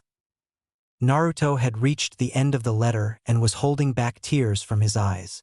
He was holding in his hands a letter, written to him by his mother. He wasn't sure how to feel about what he had read. He had wished that his mother had told him about his father, but he figured that she thought that if she had died he would still be around. He spent the next half hour going over the letter a few more times, reaffirming everything he had read. He had spoken to Kakashi about his mother, but reading his mother's letter made her seem far more real to him. She had had hopes, and she had had dreams for him. She had wanted to be there for him while he grew up, and she even wrote him the letter in case she wasn't able to be there for him. I promise I'll make you proud, Mom, and I will rebuild our clan and make it stronger than ever. Tabeo. Naruto folded the letter carefully and placed it in the drawer beside his bed. He then returned to the living room and began looking through the Uzumaki scroll. Well, let's what's in here to learn. Naruto spent the next hour going over all the different things on the scroll. As he guessed earlier, the scroll was full of seals containing additional scrolls. He found some scrolls on different types of seals, including the seal that increased and decreased the size of the scroll itself. He was shocked at the sheer number of scrolls that the one scroll contained. He continued searching through the scrolls until he stumbled upon one of the things he had been looking for. He saw the Uzumaki family taijutsu scrolls. He dropped everything else and began reading through the forms of Fudoken, the floating fist. He wasn't sure how long he studied the forms, but he was brought out of his studying when his stomach started rumbling. He sighed as he set the scrolls down and moved over to his kitchen and began preparing some food for himself. He spent the next few minutes standing before his stove cooking himself dinner. Kakashi had been crouching in one of Naruto's windows and watched as the boy went to cook some food. He was feeling a bit hungry himself, but after he had been dismissed from the Hokage's office he had come straight to Naruto's apartment and had arrived to find Naruto going through the scrolls on his table. He watched out of curiosity for a while and decided he would wait to get food till he spoke with Naruto. He just wasn't sure how exactly he should approach the boy. He was running through ideas when he saw Naruto walk back into the room and place 2 bowls on the table after sealing the majority of scrolls back into the main scroll. Kakashi was surprised when he heard Naruto speak up. So Hataki-san, are you going to come in? Or are you just going to sit there watching me for another hour? Kakashi nearly fell off the windowsill, but managed to catch himself and stepped in and sat at the table. How did you notice me, Naruto? I made sure I was silent. I've always been good at figuring out when people are watching me. Also, a grown man sitting in my window frame isn't that difficult to see. I mean, you didn't even really bother to hide yourself. So what would you like, Hataki-san? Did the Hokage send you to drag me back because of my attitude? Kakashi sat down across from the table and thanked Naruto for the food before he started speaking again. No, Naruto, I decided I should come by and see how you were doing. I know how much you care about the Hokage, and I figured that you must be upset after what happened. Naruto remained silent while Kakashi spoke. He focused mainly on his food, and was once again very grateful he had learned how to cook for himself.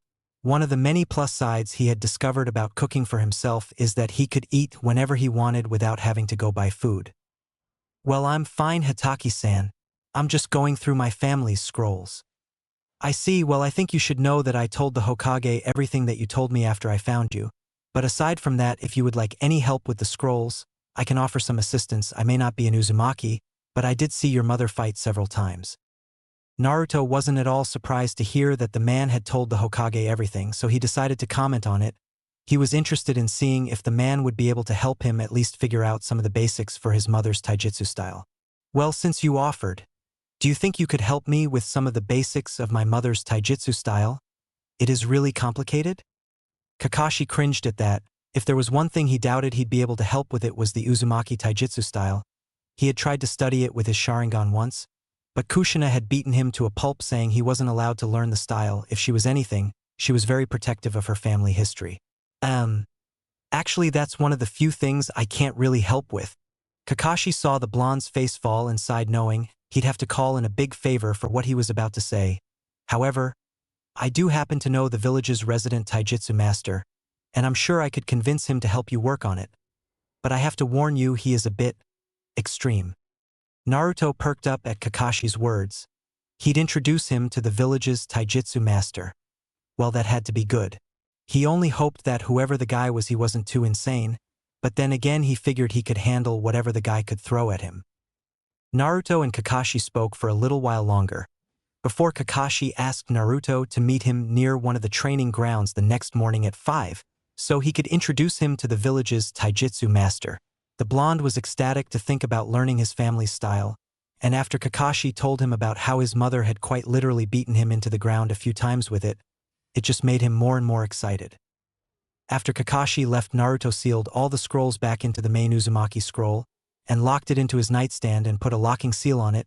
It would only react to his chakra, so he figured it would be safe there for now, and he'd create a more secure seal for it later. After all, he finally had something of his family's, and he wasn't going to let anyone take it away from him. Naruto quickly went to sleep, dreaming about the next morning and training. If only he knew what it would really be like, then those dreams would have been more like nightmares. Chapter 7: Dreamers. Naruto was on his way towards the training ground Kakashi had specified the night before. He hadn't gotten a full night's sleep, because in his sleep he had relived killing the bandits over and over again. If he had to guess, he would have said it was the fox trying to mess with him. But because he had no way of stopping it, after a few hours he had given up and had gone back to studying his family's scroll. He had made the chief focus of his studies Fudokan. He figured he should at least try and start working on the katas that formed the style before he met with the village's taijutsu master, and so he had spent the majority of the night working on that. As of now, it was nearly 4:30 in the morning. He figured it wouldn't hurt to be a little early. He figured that if the taijutsu master arrived to find him already training, he might be more inclined to help him, because it just showed how dedicated he was to his training. Naruto was still having a bit of trouble moving at his full speeds because of how much he had increased his weights by the day before. He was directing a bit more chakra than usual to his limbs to help ease the stress on his muscles, but he still wanted to get the maximum benefit of using his weights, and he wasn't entirely sure if the chakra would slow down how fast he got used to the weights. One of the things he had noticed, though, was the increased destructive power of his punches and kicks when he fueled them with chakra. He related it back to when he had learned tree walking. It had been a lot of trial and error trying to find the exact amount of chakra required to walk on the trees. He had been working on the tree climbing exercise for nearly 3 weeks when he finally lost it after he once again slipped off the tree. His solution had been to gather as much chakra as possible at his feet, and he ran at the tree. The first thing he should have noticed was how fast he was going.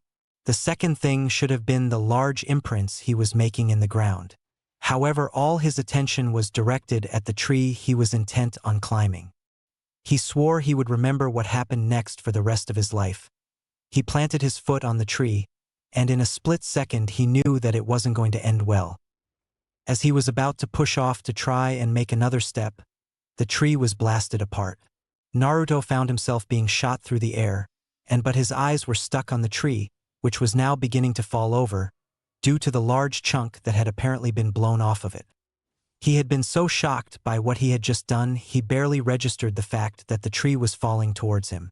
Thankfully, he had good enough reaction time to get out of the way, but he wasn't about to forget the tree nearly falling on top of him. Naruto brought himself back into the current moment and saw he was arriving in the training ground. He took a few minutes to look around. He was slightly shocked to see the condition of the training grounds. The training posts seemed to be all worn away, and many of the trees surrounding the area seemed to have undergone similar treatment. He was surprised that the village had allowed the condition of the training ground to deteriorate so much. He guessed from the state of it that the equipment hadn't been replaced in at least 5 years, and all the equipment was supposed to be replaced every 6 months. The blonde began his warm-up with 15 minutes of stretching. He wanted to make sure he would be able to do whatever the taijutsu master suggested, and he had learned very early in his training how important stretching was to a successful workout. After finishing his stretches, Naruto summoned a few clones to work on chakra control and went for a run around the clearing. He finished his run and still had a few minutes before he was supposed to meet the Kakashi and his friend, so he decided to have a light spar with his clones while he waited. He had only just begun to get into his spar when he began hearing shouting in the distance. He was initially unnerved, but as soon as it became clear that the shouts were not pained or strained, he focused back on his spar. He grew slightly worried when he noticed that the voices were getting closer and hoped that whoever it was wasn't going to bother him.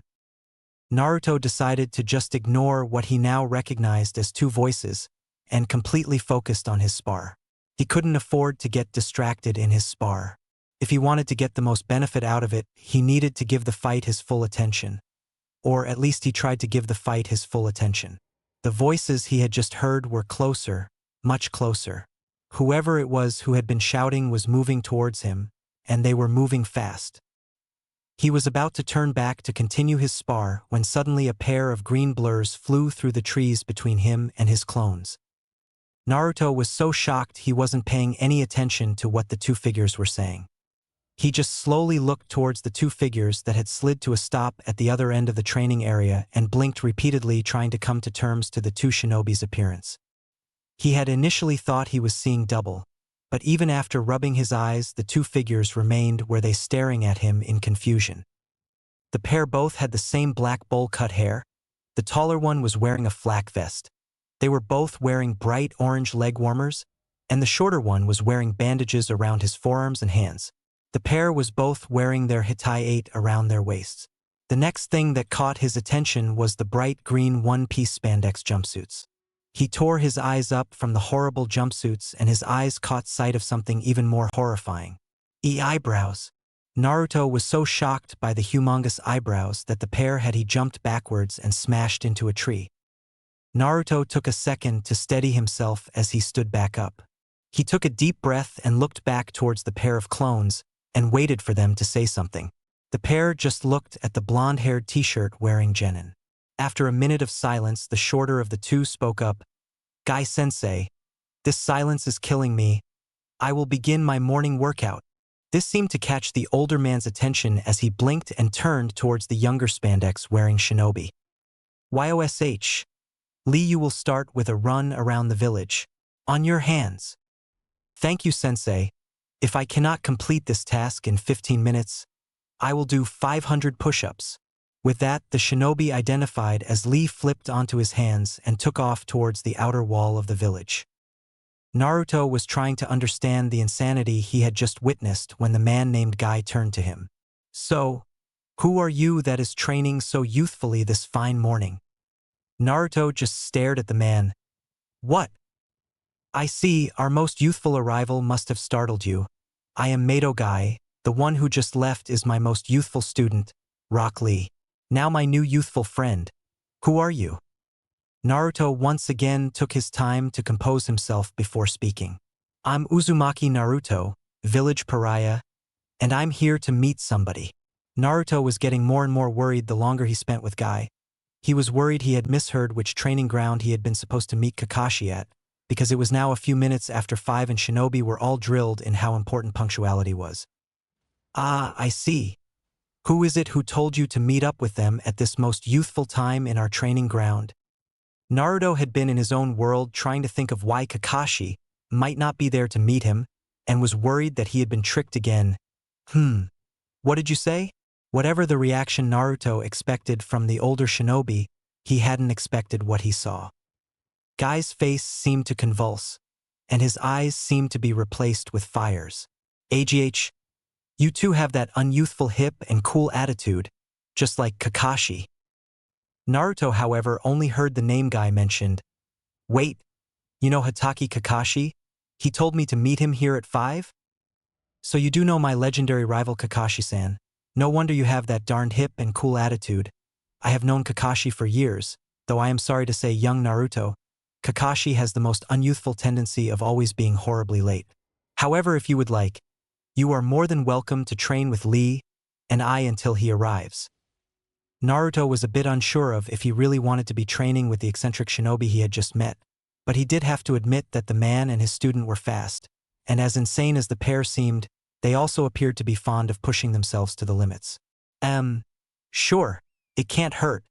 I just hope the guy Hatake-san wanted me to meet isn't as slow as he is. I see. So who is it that my rival wanted you to meet? Well, he was telling me about how he knew someone who could help me work on my family's taijutsu style, because he wasn't able to himself. He said that the guy was supposed to be the village's taijutsu master. YOSH, I always knew that Kakashi would be forced to acknowledge my skills. Yes, my fires of youth have never burned brighter. Come, my youthful friend, we must share our youthfulness with all. Naruto was panicking now from what he could understand from the madman's yelling. This was the man who Kakashi said was the village taijutsu master. He was having a lot of trouble believing that someone as seemingly insane. Thankfully, Guy didn't seem like he was doing much, aside from running around the training grounds at nearly impossible speeds. He watched as Guy burned off his newfound burst of energy. Not that Naruto thought the man would ever need excess energy. It took nearly 10 minutes for the green-clad man to seem to realize he'd been running in circles shouting about his youthful success, and finally calmed down enough to speak again with Naruto. So my youthful rival sent you to seek me out. What style did he say I would be able to assist you with learning? It's called Fudoken. It is my clan's taijutsu style. Guy looked lost in thought for a few moments before he finally spoke. Fudoken, the lost taijutsu style of the Uzumaki clan. You were definitely right in seeking me out to assist you with learning it. There are not many taijutsu masters left today who could help one learn the style. Wait, so you'll teach me? Tabeo. Naruto was exceptionally excited at the news that he'd have a teacher who could help him with his style. Hold on there a second, my youthful acquaintance. It is true that I would be able to help you learn the style, but you still haven't given me reason to help you. Why should I assist you in this, despite my interest in the legendary taijutsu style of your clan? I still do not know if you have the will and perseverance to train under me. Naruto was caught off guard by the sudden change to a serious attitude from the Spandex clan shinobi and braced himself mentally as he prepared his response. I know you don't really have any reason to help me, and I won't really be surprised if you say you won't, but I will learn my family's style one way or another. I need to if I'm going to be able to achieve my dreams, Tabeo. So if you're not going to help me, then fine. I'll master it on my own, and I will restore my clan without anyone's help.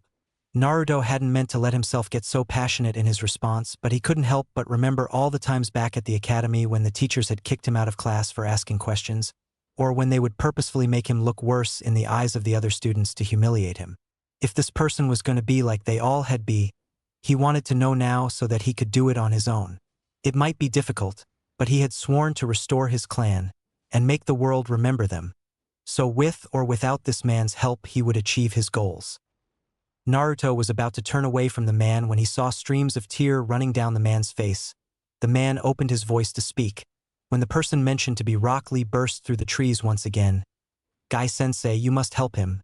I can tell that the fires of youth burn brightly within him. He is fighting to protect his precious people, and he is working to achieve his dreams. If you do not help him, Guy-sensei, I will do handstand push-ups until you change your mind."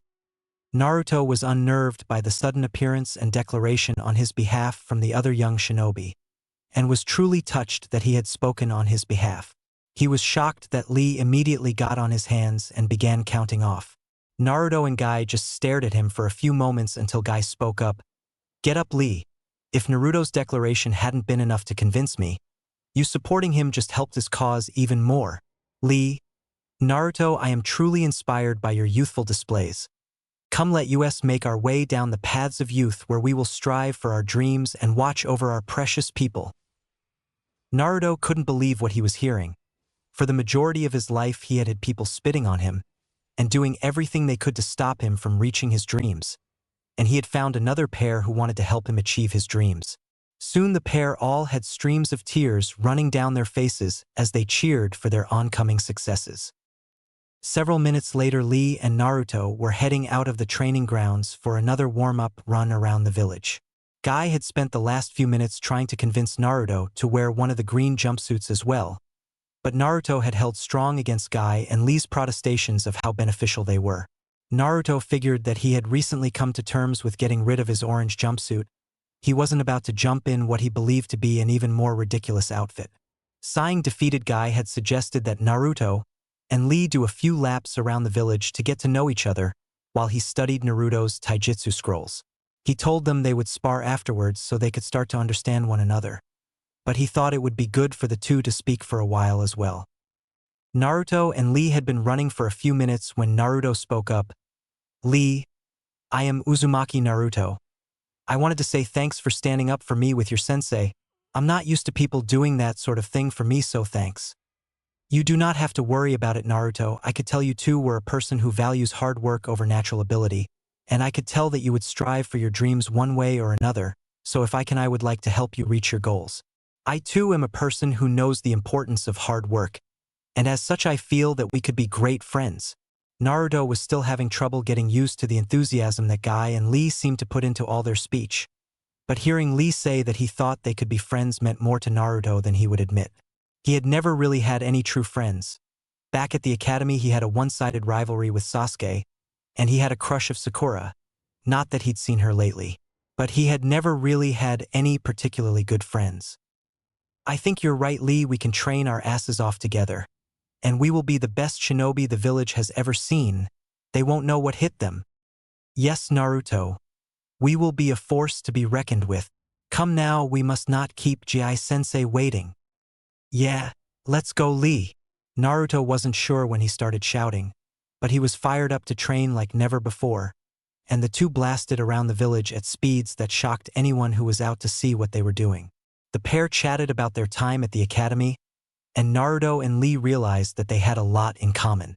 Naruto was surprised to hear about Lee's condition, which made it impossible for him to mold chakra for jutsu, and was really impressed that Lee hadn't allowed that to get in the way of his dream, and had just focused all his efforts on his taijutsu. Lee also told him about his rival Hyuga Neji, who, like Naruto's old rival Sasuke, was viewed as a genius from a young age, and how he wanted to prove that he didn't need to be a genius to be a great ninja. He just needed to dedicate himself to improving and becoming stronger. As they ran, they also talked about a lot of the training they had done, and Lee was ecstatic to hear that Naruto also trained with weights. He suggested that Naruto show the weights to Guy when they make it back to the training ground so he can gauge how his weight training was progressing. Back in the clearing with Guy. Guy was sitting on one of the training posts going over the scrolls for the Fudokan style. He had only seen it used a handful of times, and as he went over the scrolls he was shocked by how complicated the forms were. If I'm going to help Naruto learn this, it's going to take a lot of hard work, and I just hope he's ready for it.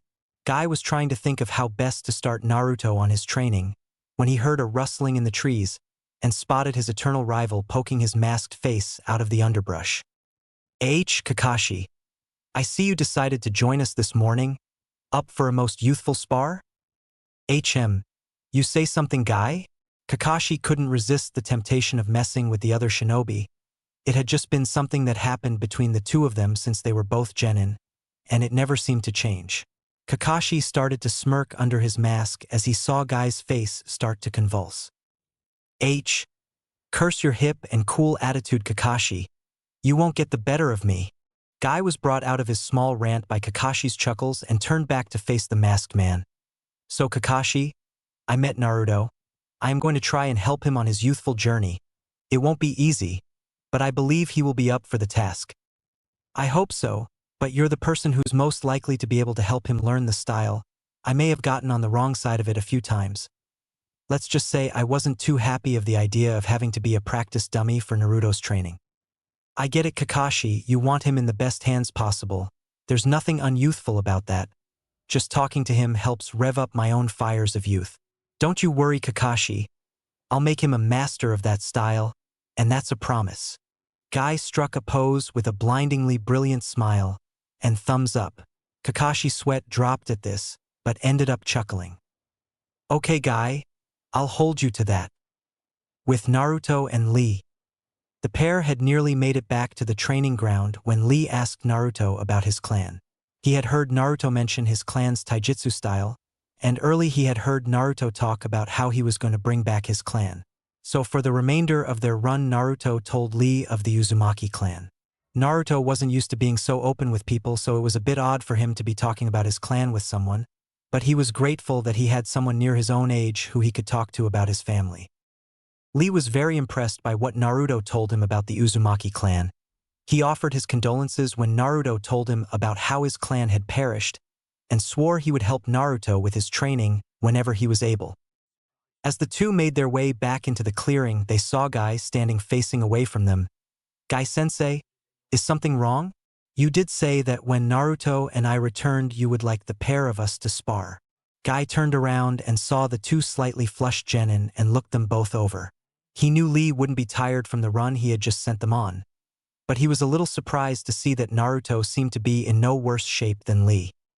Right, you are my pupil. My old rival just stopped by to wish us luck in our training. He said he was sorry he couldn't wait around, but he had an important mission he had to get to. Naruto was pleased that Kakashi hadn't turned out to just have been tricking him, and was a bit sad that he hadn't been able to thank him, but he assumed he would see him around the village again and could thank him then. Oh, Guy-sensei, I just recalled it turns out that Naruto also uses weights in his training. I thought it would be good to inform you so you can gauge his progress with them.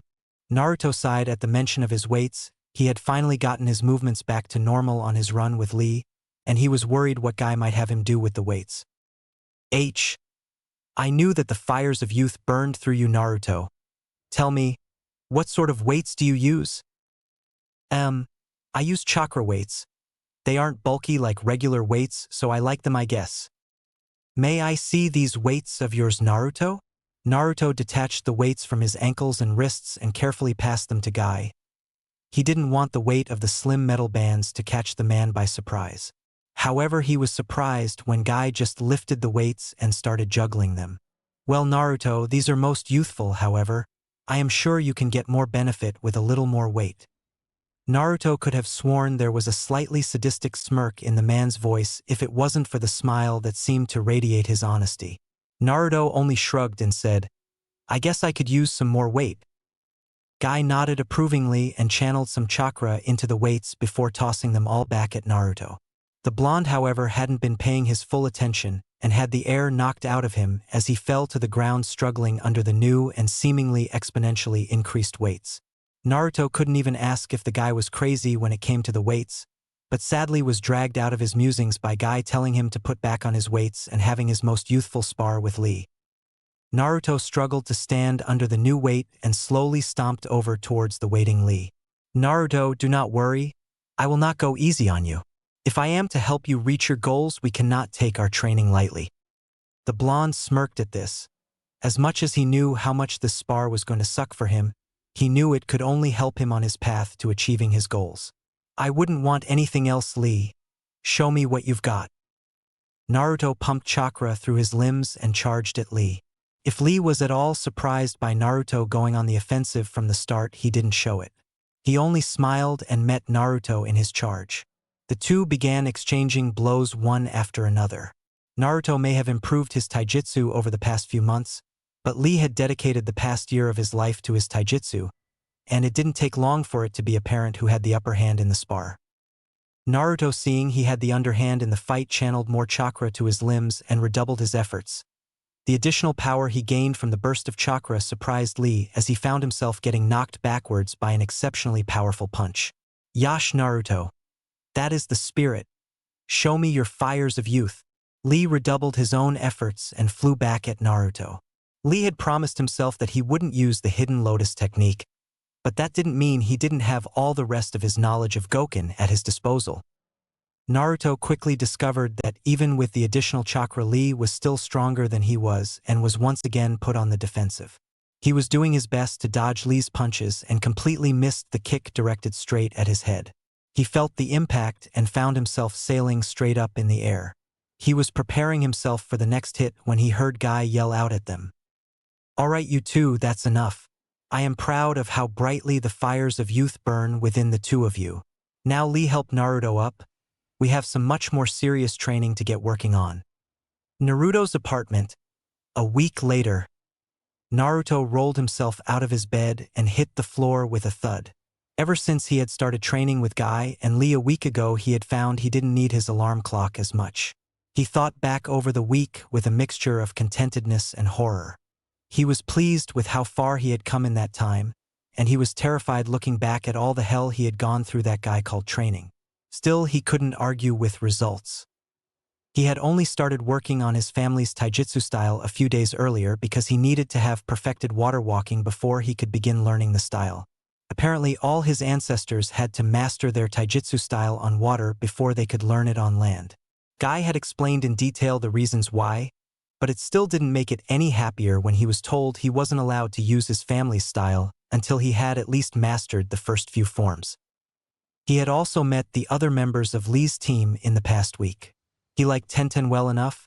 She was nice, and unlike most of the girls he had met in the academy, she actually seemed dedicated on improving herself as a kunoichi, and didn't just spend her time fangirling after boys.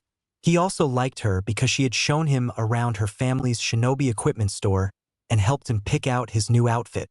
She had also helped him improve his aim with kunai and shuriken. He had gotten better over the last 3 months, but she had given him a lot of pointers. However, Niji was another story.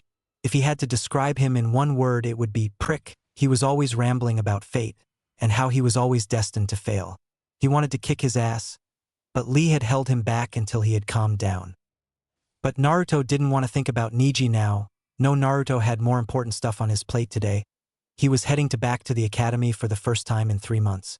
He was looking forward to see how much he shocked everyone and how much he changed. And he was looking forward to see just what team he was going to be stuck on. Chapter 8, Team Selection.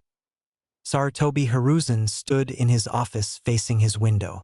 He had spent almost the entirety of the past week in his office in person, instead of using shadow clones. He was still able to use them for quite a bit of his paperwork, but there had been so very many council meetings in the past week that one might think a nation had declared war against Konoha. Sarutobi sighed. The way he felt at the moment, he wished it was something as simple as a war that was causing all the problems he was dealing with. Unfortunately, it was not. The issues that the council had been requesting that he sort out were the demands made to him by one Uzumaki Naruto. Hiruzen still couldn't believe the nerve some of the counselors still had when it came to Naruto. He had called a meeting with the entire village council the day after Kakashi had returned to the village with Naruto. He had waited that long in the hopes that Naruto might change his mind regarding the removal of the Uzumaki clan crest from their uniforms. He mentally berated himself for even wasting that much time waiting for one of the most stubborn individuals alive to change his mind in something that he rather justly demanded. When he had gathered the council, he began by questioning whom it had been who had gone through the trouble of removing the Uzumaki clan from the academy lessons. It turned out some of his counselors thought it best to get rid of anything related to the demon brat that could make him feel entitled. Sarutobi would have been impressed at how the counselors made their argument as if it had been to help Naruto with his development. Needless to say, however, he was not amused, and had suggested that they pray that was all that they had done, dishonoring an ancient and noble clan. However, it quickly became clear to him that the majority of the purging and destruction of the Uzumaki archives had mainly been committed by a group of the civilian counselors, apparently with some help from the Uchiha clan years ago. He was utterly appalled at how they all tried to justify what they had done. It didn't take long before the Hokage had heard enough. With a signal, his ANBU appeared and quickly subdued the guilty counselors, and they were sent off to Ibiki for further questioning. This shocked the remainder of the council into silence.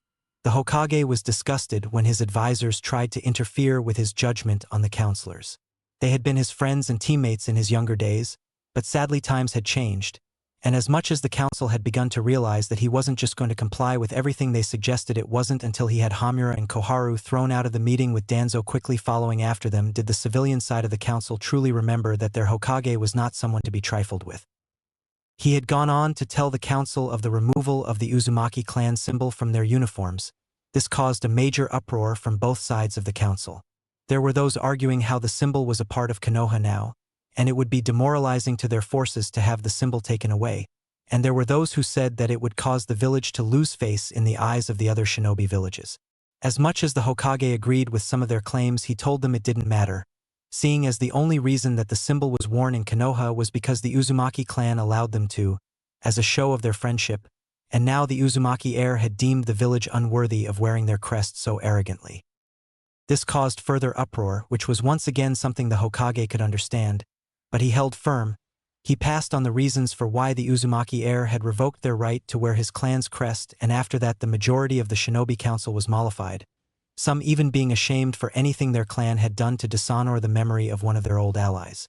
Somehow quite a few of the civilians on the council had managed to remain completely oblivious to who this Uzumaki heir was, and when the Hokage told them that it was the boy they had treated as a monster, they visibly paled. After many hours of discussion, the council, now slightly humbled civilian council, begged the Hokage to ask Naruto for the permission to try and make amends with him. The Hokage and the other shinobi laughed at that. Shikaka Nara went as far as commenting on how troublesome the whole situation was. It had taken a grand total of 1 day after that meeting for the counselors whom he had taken to Ibiki to confess to numerous crimes, implicating themselves and several others. The Hokage had no choice but to have them executed as traitors to the village. The same day he had needed to send several messages to the fire daimyo, informing him that the Uzumaki heir had decided to bring himself into the light. He knew that the daimyo might not be happy about that, seeing as since the fall of Yuzu the daimyo had been in control of the wealth of Yuzu, and would as of now have to relinquish it. However, probably one of the biggest problems he had needed to deal with that week was when he addressed the massed shinobi forces of Konoha. They had all but demanded to know why they had to give up the symbol that they had all grown up associating with their home. Needless to say, morale of the shinobi forces of Konoha hadn't been that low since the death of the Yondaime. But that hellish week had passed, and life in the village was returning to a relative norm. The majority of the civilians had continued to treat Naruto as they had before, but there had really been no helping that. In fact, there had been a significant increase in the attempts on the young Uzumaki's life this past week. However, this was mostly just by said civilians or some high-strung chunin or genin. They had all been dealt with by the ANBU. The Hokage looked back wondering where everything had gone so wrong, and he found his thoughts drifting towards his wife. She had perished on the night of the Kyuubi's attack, and he had never really been the same since. In a second, he lost his companion, his successor, and he had been thrust back into a position that he had deemed he was getting too old to properly handle. He hadn't had any time to really cope with his losses, and as such it seemed as if things had just steadily declined. Hiruzen let out another long and tired sigh as he looked over his village. He had wanted to try and make things right between him and Naruto, but he had only seen the boy once since he had been brought back by Kakashi. It had been when Naruto came by the office to drop off his shinobi identification photo, so he could officially be listed in the records. If it had been a few months earlier, the Hokage wouldn't have been surprised if Naruto had put on some ridiculous face paint for the photo, but the boy had matured somewhat. However, it had greatly saddened him when the boy appeared with a mask of seriousness covering any traces of his emotions. He was worried when Konohamaru had interrupted the meeting attempting one of his usual assassination attempts. After a brief confrontation with Naruto, his grandson had managed to lose his teacher again in favor of following after Naruto. He wasn't sure exactly what had happened between the two of them, but his grandson hadn't made any of his usual attempts over the past few days, so he was relieved at that. Sarutobi turned away from the window with a frown on his face. Naruto, I will get you to forgive me someday. I'm sorry I lost your trust, but I will do everything I can to gain it back. At Yaoka Shikudo, Naruto sat at his table. Ever since the Hokage had first brought Naruto by this restaurant 3 months ago, Naruto had made it a habit of visiting once a week. It was a very rare occurrence for him to be welcomed into any place, so whenever he found a business that welcomed him as just another customer, he made a point of remembering about them. Good morning, Uzumaki-san. I almost didn't recognize you. How are you today? Naruto looked up and saw that it was the restaurant owner's son Kenji who was talking with him. Naruto was always allowed in the restaurant, but when he dealt with anyone other than Kenji or Rajan, he would still get a little hostility from them. Oh, hey Kenji-san. This is my new outfit, and I told you to just call me Naruto. I'm really not one for all the formality and stuff if I don't need it. Naruto had tried to get Kenji to just call him Naruto, but it still hadn't worked. If he ever ran into him outside the restaurant, he'd be fine calling him Naruto. But whenever he was in the restaurant, he was all business. I'm sorry, Uzumaki-san, but that would just not be proper. I hope you're having a good day. If I remember correctly, isn't today the day of your team announcements? Yeah, today's the day. You don't sound excited about it. Is something wrong? Naruto let out a sigh. He had been doing some research into how the teams were decided and he didn't like what he saw. It's nothing really. I just have some ideas of who might be on my team and if I'm right. Well, let's just say, it's going to be really annoying to deal with. I see. Well, I hope your day goes well either way, Uzumaki-san. I assume you'll have your usual today? Yeah. But can I get one of those big bowls of fruit to go with it as well? Of course. I'll tell the chefs to be quick about it. After all, we don't want you to be late to your team selections now, do we? I guess not. Say hi to your dad for me, will you, Kenji? I'll tell him you stopped by. Naruto waited for his extra-large breakfast special to be prepared. He had checked his fridge earlier that morning and found he didn't have anything more than spoiled milk. He cursed himself for not having sent a clone out to buy food. But that's what he got for training so much with Guy and Lee.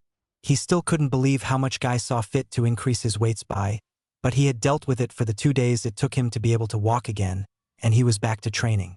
Guy hadn't even given him the morning off, so Naruto got back from his morning workout starving, and finding the state of his fridge was just an added annoyance.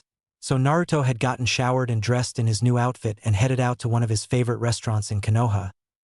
He figured he would stop by Ichiraku's after team announcements for dinner, but after his workout he had felt like his extra-large breakfast. Naruto took his time eating his meal, as always when he was dealing with Kenji or his father. His service was excellent, and he took more time than usual to appreciate his food. That was another change that Naruto had made after he started cooking more than just instant ramen. He started taking his time eating, so that he could properly enjoy the different tastes of his food. He still ate ramen like a starving man, but even that was at a slower pace, if only mildly. After Naruto finished up, he paid his bill and left a nice tip for Kenji. He was a bit sad that Rajan hadn't been in that morning. He had wanted to ask the older man some stuff about the Hokage. It had been a week since Naruto had blown up at him, and he still didn't know how to deal with it. He had only seen the old man once since then, and he had tried to remain stoic for that visit. Naruto was having a hard time meeting the old man's eyes without feeling betrayed. He really wanted things to go back to how they used to be between the two of them, but he couldn't just forgive the man for lying to him his whole life about his parents. The young shinobi made his way towards the academy. He traveled via rooftops, seeing as he found it better than having to endure the hate-filled stares of the villagers, and he had gotten tired of dealing with their hatred, so he figured it would be best for him to just remove himself from that situation.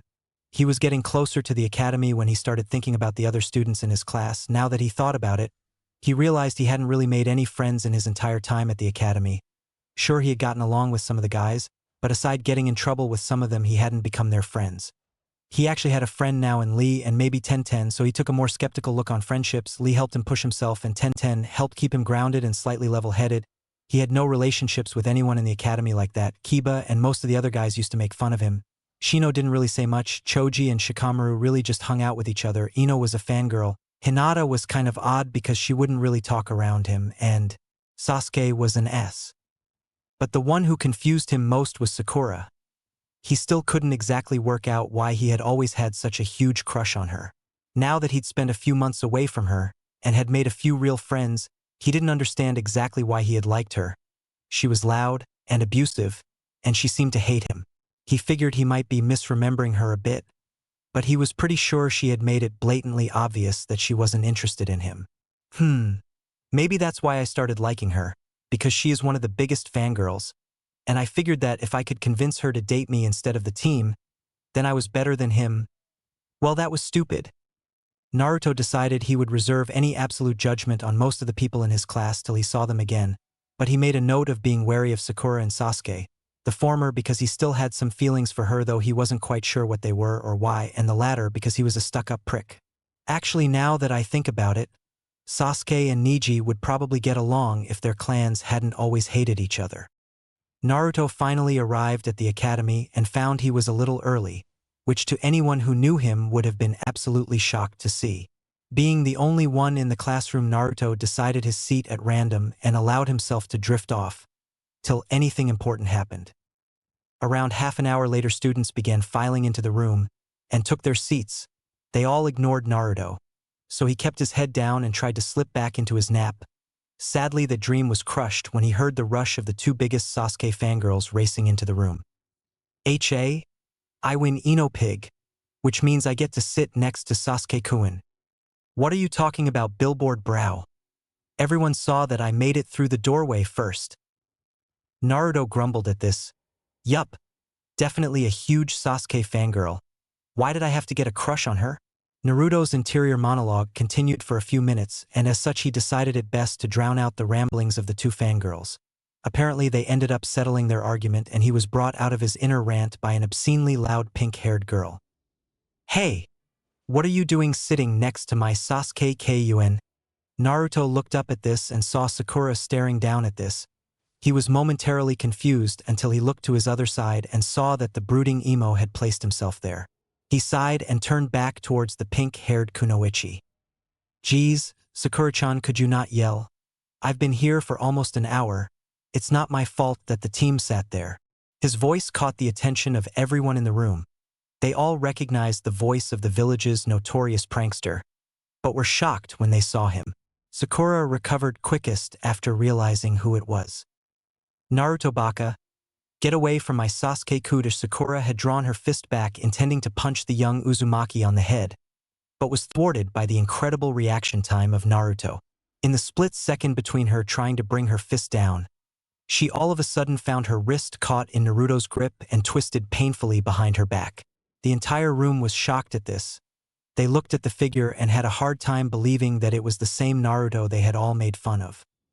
Gone was the bright orange jumpsuit. It had been replaced by a set of dark blue shinobi pants that ended just below the knee, and a tight black sleeveless shirt that flowed up his neck, ending in a mask that covered the lower half of his face.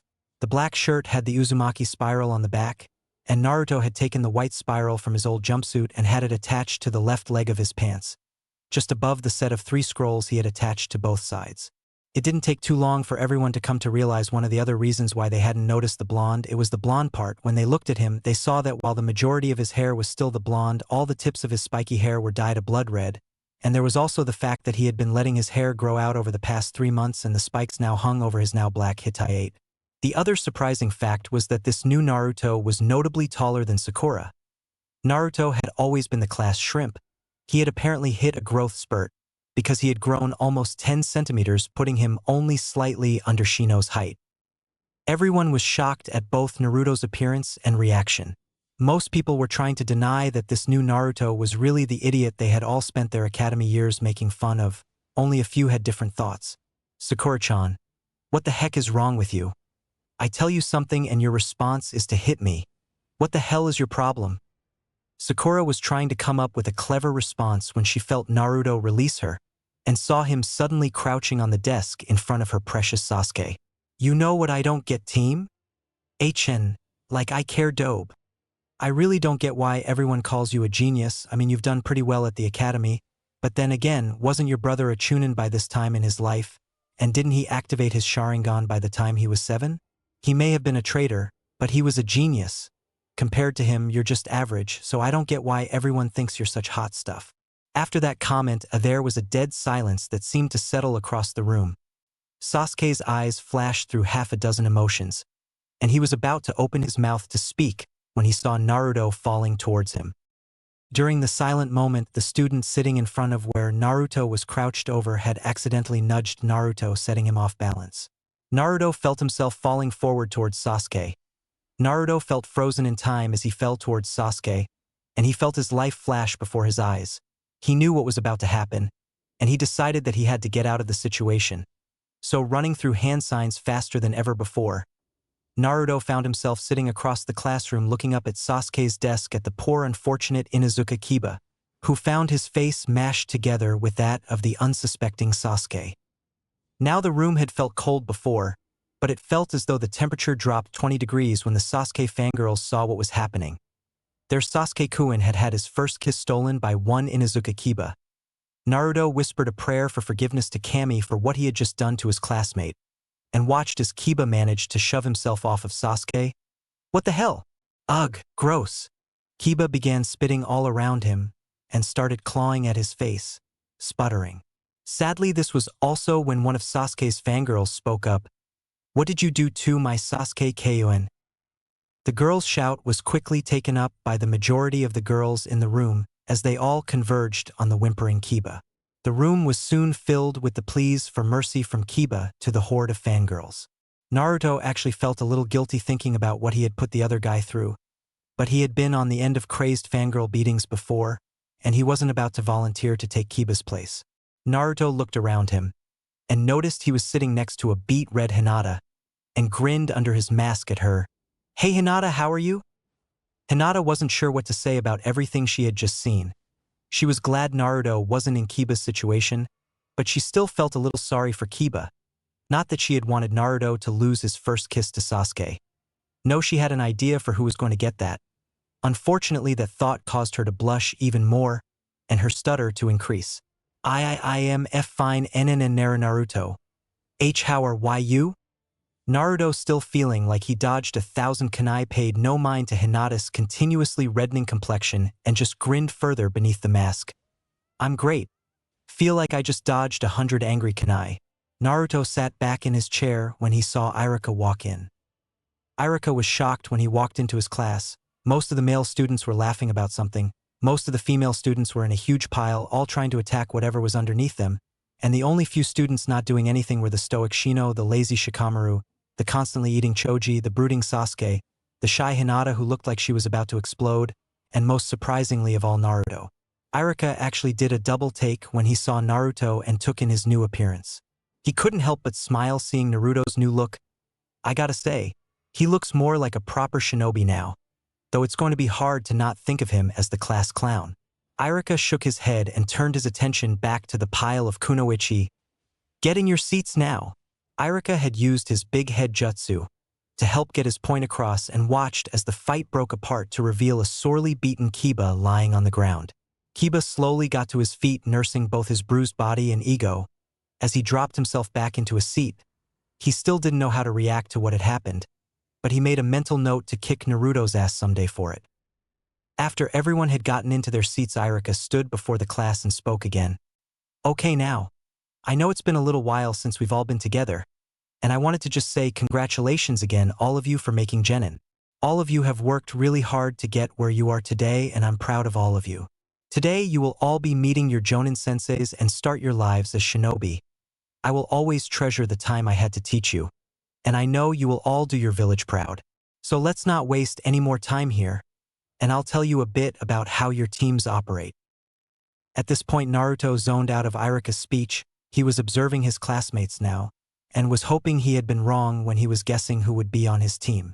Naruto had noticed the reactions from a few of his classmates when he had stopped Sakura's attack, and he could have sworn he heard Shikamaru mutter troublesome when he switched places with Kiba. He also noticed that even Shino raised an eyebrow at Naruto when their eyes had met. He decided he would talk to Shino sometime soon and see if they could become friends. He had noticed Shino was also a bit of an outcast. He guessed that it was because of the Aburame's affinity for insects, but he figured that once he got past the stoic front he could be friends with Shino. He was also curious about Hinata now. She had never seemed like a fangirl, but she had always seemed weird around him. He used to think she was just weird like that, but he also remembered that she had never been mean to him, so he figured he could try to be her friend as well. Yup, that wouldn't be too bad of a team. The three of us could probably work well together once we got to know each other, and maybe I could help get Hinata and Shino out of their shells. Sadly, this was when he had heard his name called. Huh. Sorry, Irika-sensei. I didn't hear you? Some of the class chuckled at this, seeing that Naruto wasn't completely different from how he used to be. Irika just sighed at this. I was announcing Team 7 Naruto. The genin making up that team will be Haruno Sakura, Uchiha Sasuke, and Yu Uzumaki Naruto. Your Jonin sensei will be Hatake Kakashi. At this, Naruto was torn between smashing his head on his table and cheering that he'd have a sensei that liked him. Sadly, he also knew about Kakashi's horrible tendency of being at least an hour and a half late for everything. He decided on just sighing and shaking his head.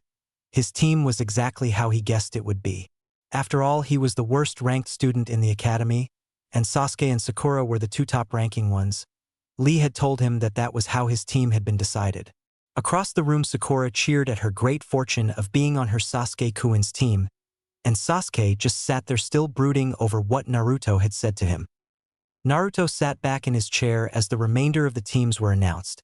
He wished Hinata good luck with her team when her sensei arrived, and soon found himself sitting in the room with only Sakura, Sasuke, and Irika-sensei. That was when Irika spoke up, saying he had to prepare for his new class, and that they should just wait where they were for Kakashi to arrive. The minute he left, Naruto was out of his seat. Okay. Well, I'll see you guys in like an hour. Just so you know, Kakashi is late for everything. So yeah, I'll be back in a bit. Before Sakura could even say anything, Naruto jumped out of the classroom's window and disappeared from sight. Sasuke just mumbled something incoherent at that, while Sakura went on a rant about irresponsible people. In fact, it took Sakura nearly half of the hour Naruto was gone to realize that she could take advantage of her alone time with Sasuke. Sadly, all of her advances were shot down one by one, and before too long the young Uzumaki reappeared through the window. Hey guys, I told you he would take a while. Well, might as well make it interesting for him, Naruto jumped from the ledge to the door and began setting up his trap. It was about half an hour after that a masked silver-haired shinobi stuck his head through the doorframe. He almost suspected the Naruto would have set up some silly prank to catch him off guard, but was pleased to see that wasn't the case. Or at least that was until he set a foot through the doorway and found a rope tied around his ankle, hauling him upside down, dangling him from the ceiling. He looked over his students and saw Naruto was trying not to burst out laughing under his new mask. Kakashi had actually been flattered when Naruto had approached him asking if he would mind Naruto copying a part of his look. He figured he'd get back at Naruto for the prank later, so he just turned towards his other students who also seemed to be trying to maintain straight faces. My first impression of you all is that I hate you. Meet me up on the roof. Kakashi shunshined out of the trap and took a seat on the roof of the academy. He didn't have to wait very long for his students to appear. He gestured for them to take a seat before him before he spoke. Well, let's begin by introducing ourselves. What do you want to know? Naruto figured he should find out exactly what Kakashi wanted to hear. Well, your names, your likes, your dislikes, your hobbies, and I guess your dreams for the future.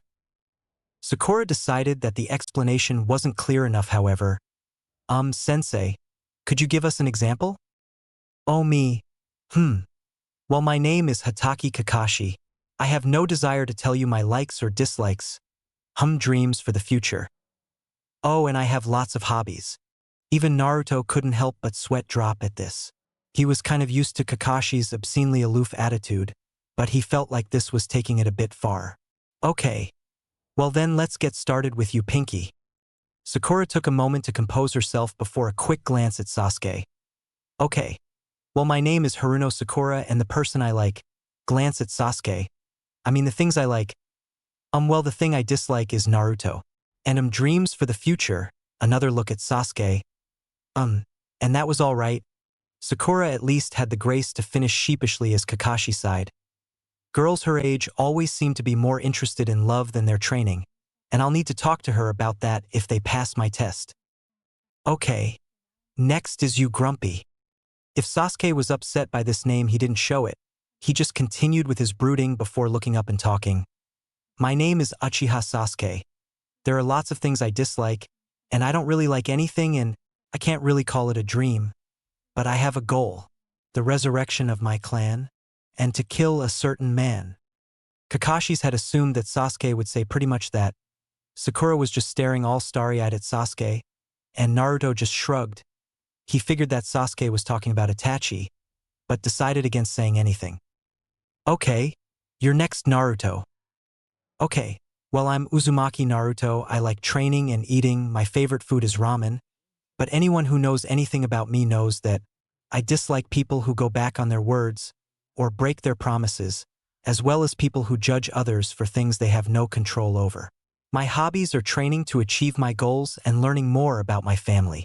I also have dreams of restoring my clan, and one day surpassing all the past Hokages and bringing the village to a new age of prosperity, where people can live freely without being judged for being themselves. Naruto had had the longest introduction, and it had raised some questions. Sasuke had raised an eyebrow when Naruto mentioned his clan. Kakashi was pleased that Naruto had matured beyond just obsessing about ramen, and was looking forward to helping him become the shinobi his parents would have wanted him to be. But it was Sakura who spoke out. What clan are you talking about, Naruto? I thought you were an orphan. I haven't ever heard of the Uzumaki clan. Naruto stiffened at her so casually talking about how he had no family, but Kakashi quickly spoke up to keep him from reacting too badly. Well, Sakura, that's one of the big issues in the village right now. The Uzumaki clan actually helped the Senju and Uchiha clan build the village because they were distantly related to the Senjus, and they were the royal clan of a village that was once allied with ours. We actually used to wear their clan's crest on our uniforms until recently. It is the spiral that Naruto has on his back. Sakura had no response for what she just heard, but decided that she would look into it later. Sasuke had a similar reaction and decided to look into the Uzumaki clan and see if they had anything remotely useful he could use for his revenge. He doubted it if they were related to the class Dobe, but he figured he might as well check. Okay. Well, now that we've got introductions out of the way, I have to tell you the first thing we're going to do tomorrow, starting your duties as shinobi. Naruto decided to ask the obvious question. What are we going to be doing, Kakashi-sensei? Well, we're going to be doing survival training, and before you interrupt, I have to tell you, this training will be more difficult than anything you did at the academy. And what's so difficult about this training? Well, Sasuke, in this training, I'll be your opponent, and I've got to tell you, it's very difficult, In fact, out of the 27 graduates, only 9 of you will be selected to become official genin. That's right, this training has a 66% chance of failure, and those who don't pass get sent back to the academy. But sensei, then what was the point of all our training at the academy? What was the point of the exams? The point of the exam, Sakura, was to determine which of you might possess the skills to become shinobi. But the test tomorrow will be the final deciding factor. Meet me at Training Ground 7 tomorrow morning at 5 a.m. Oh, and don't eat breakfast, you might throw up, With that, Kakashi disappeared in a puff of smoke. The 3 young shinobi looked between each other briefly before Naruto turned and jumped from the roof of the academy, heading in the direction of Ichiraku. He had a lot of work to do tonight if he was going to be ready for whatever Kakashi had in store for them in the morning. He just hoped that his clones would be able to properly scout out the area before the test began.